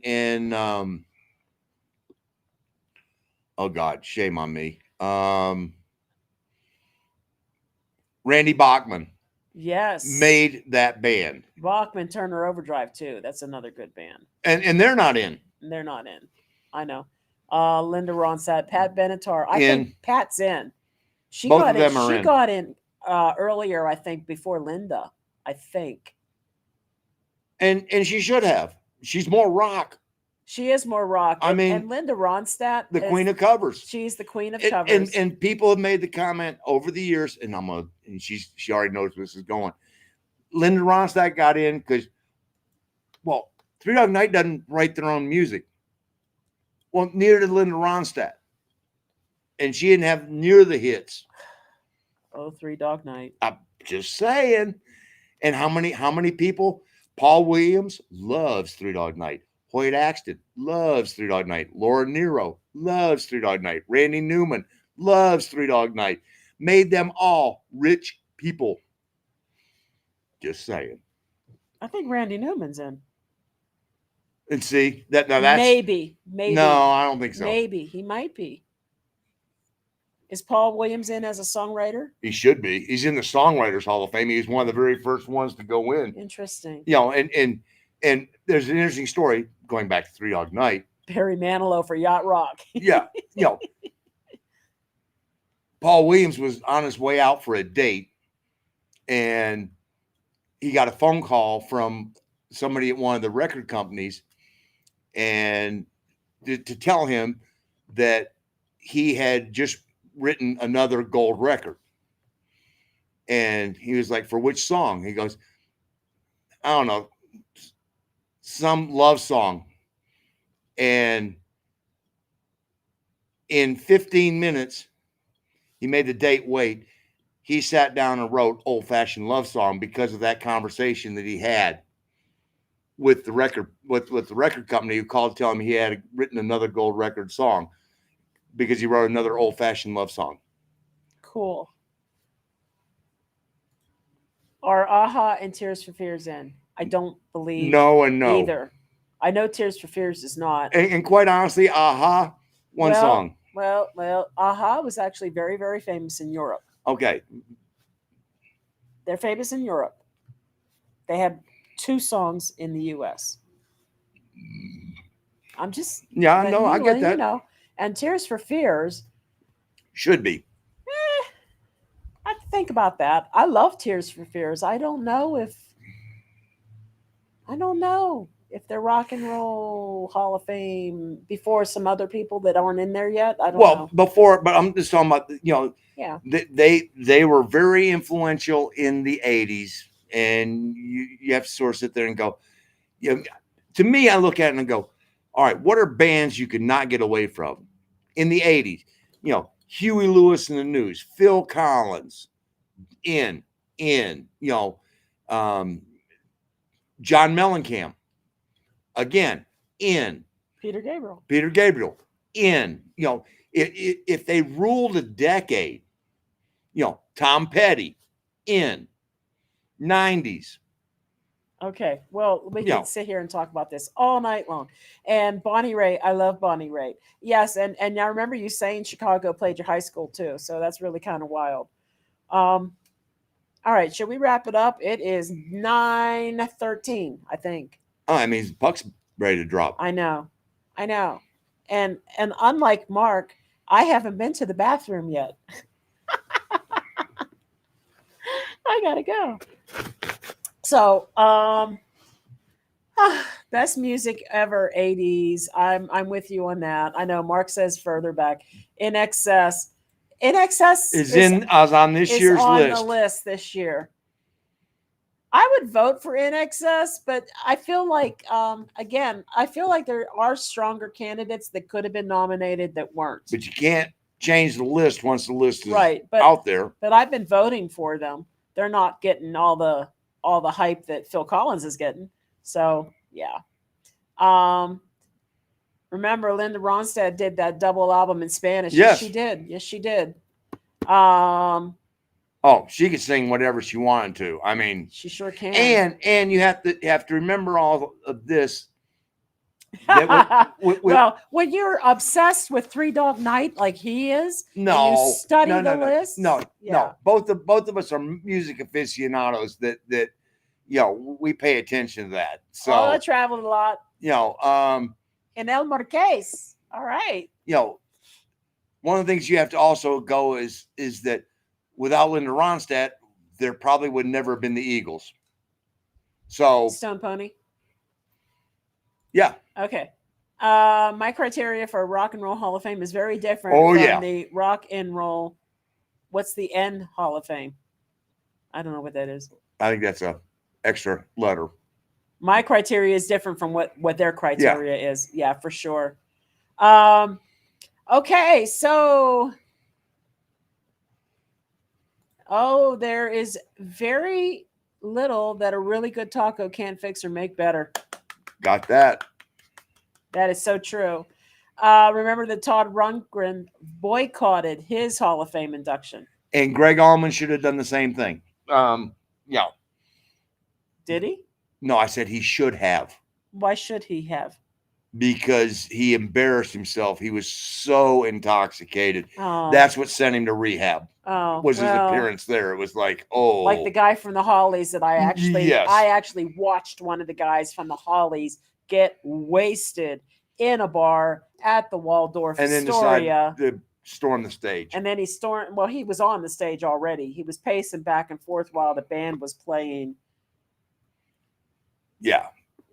Long cool woman in a black dress. And the guy from Maroon 5 was singing the lead, and the drunk guy came up and took the mic off of him.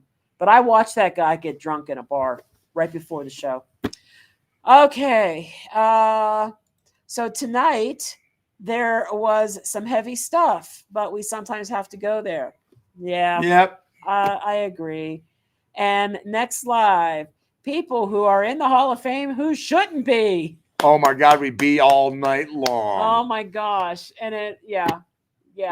We could spend an hour just on the one-hit wonder girl bands from the 60s that are in. The Trailblazers. Oh. Okay.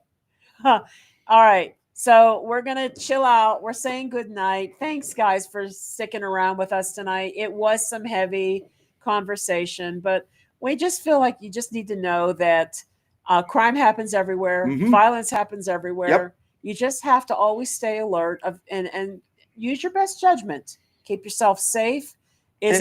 We feel safe here. Yes. And that's the biggest thing is it's how you feel. Yeah. How do you feel? I mean, if you feel that Mexico is unsafe for you, don't come. If we live here and we feel safe, but you know what? It's all how we all individually feel. And that's what's pointed out. It is true that we are ignorant about a lot of the history and things that happens around us because we're not used to it. We haven't grown up around it. But as you're here living it, you learn it. And that's all we can ask for. Yep. All right. So good night, everybody. Thank you for coming. And we will see you in 3 weeks. 3 weeks. 3 weeks. Let's go, Canes.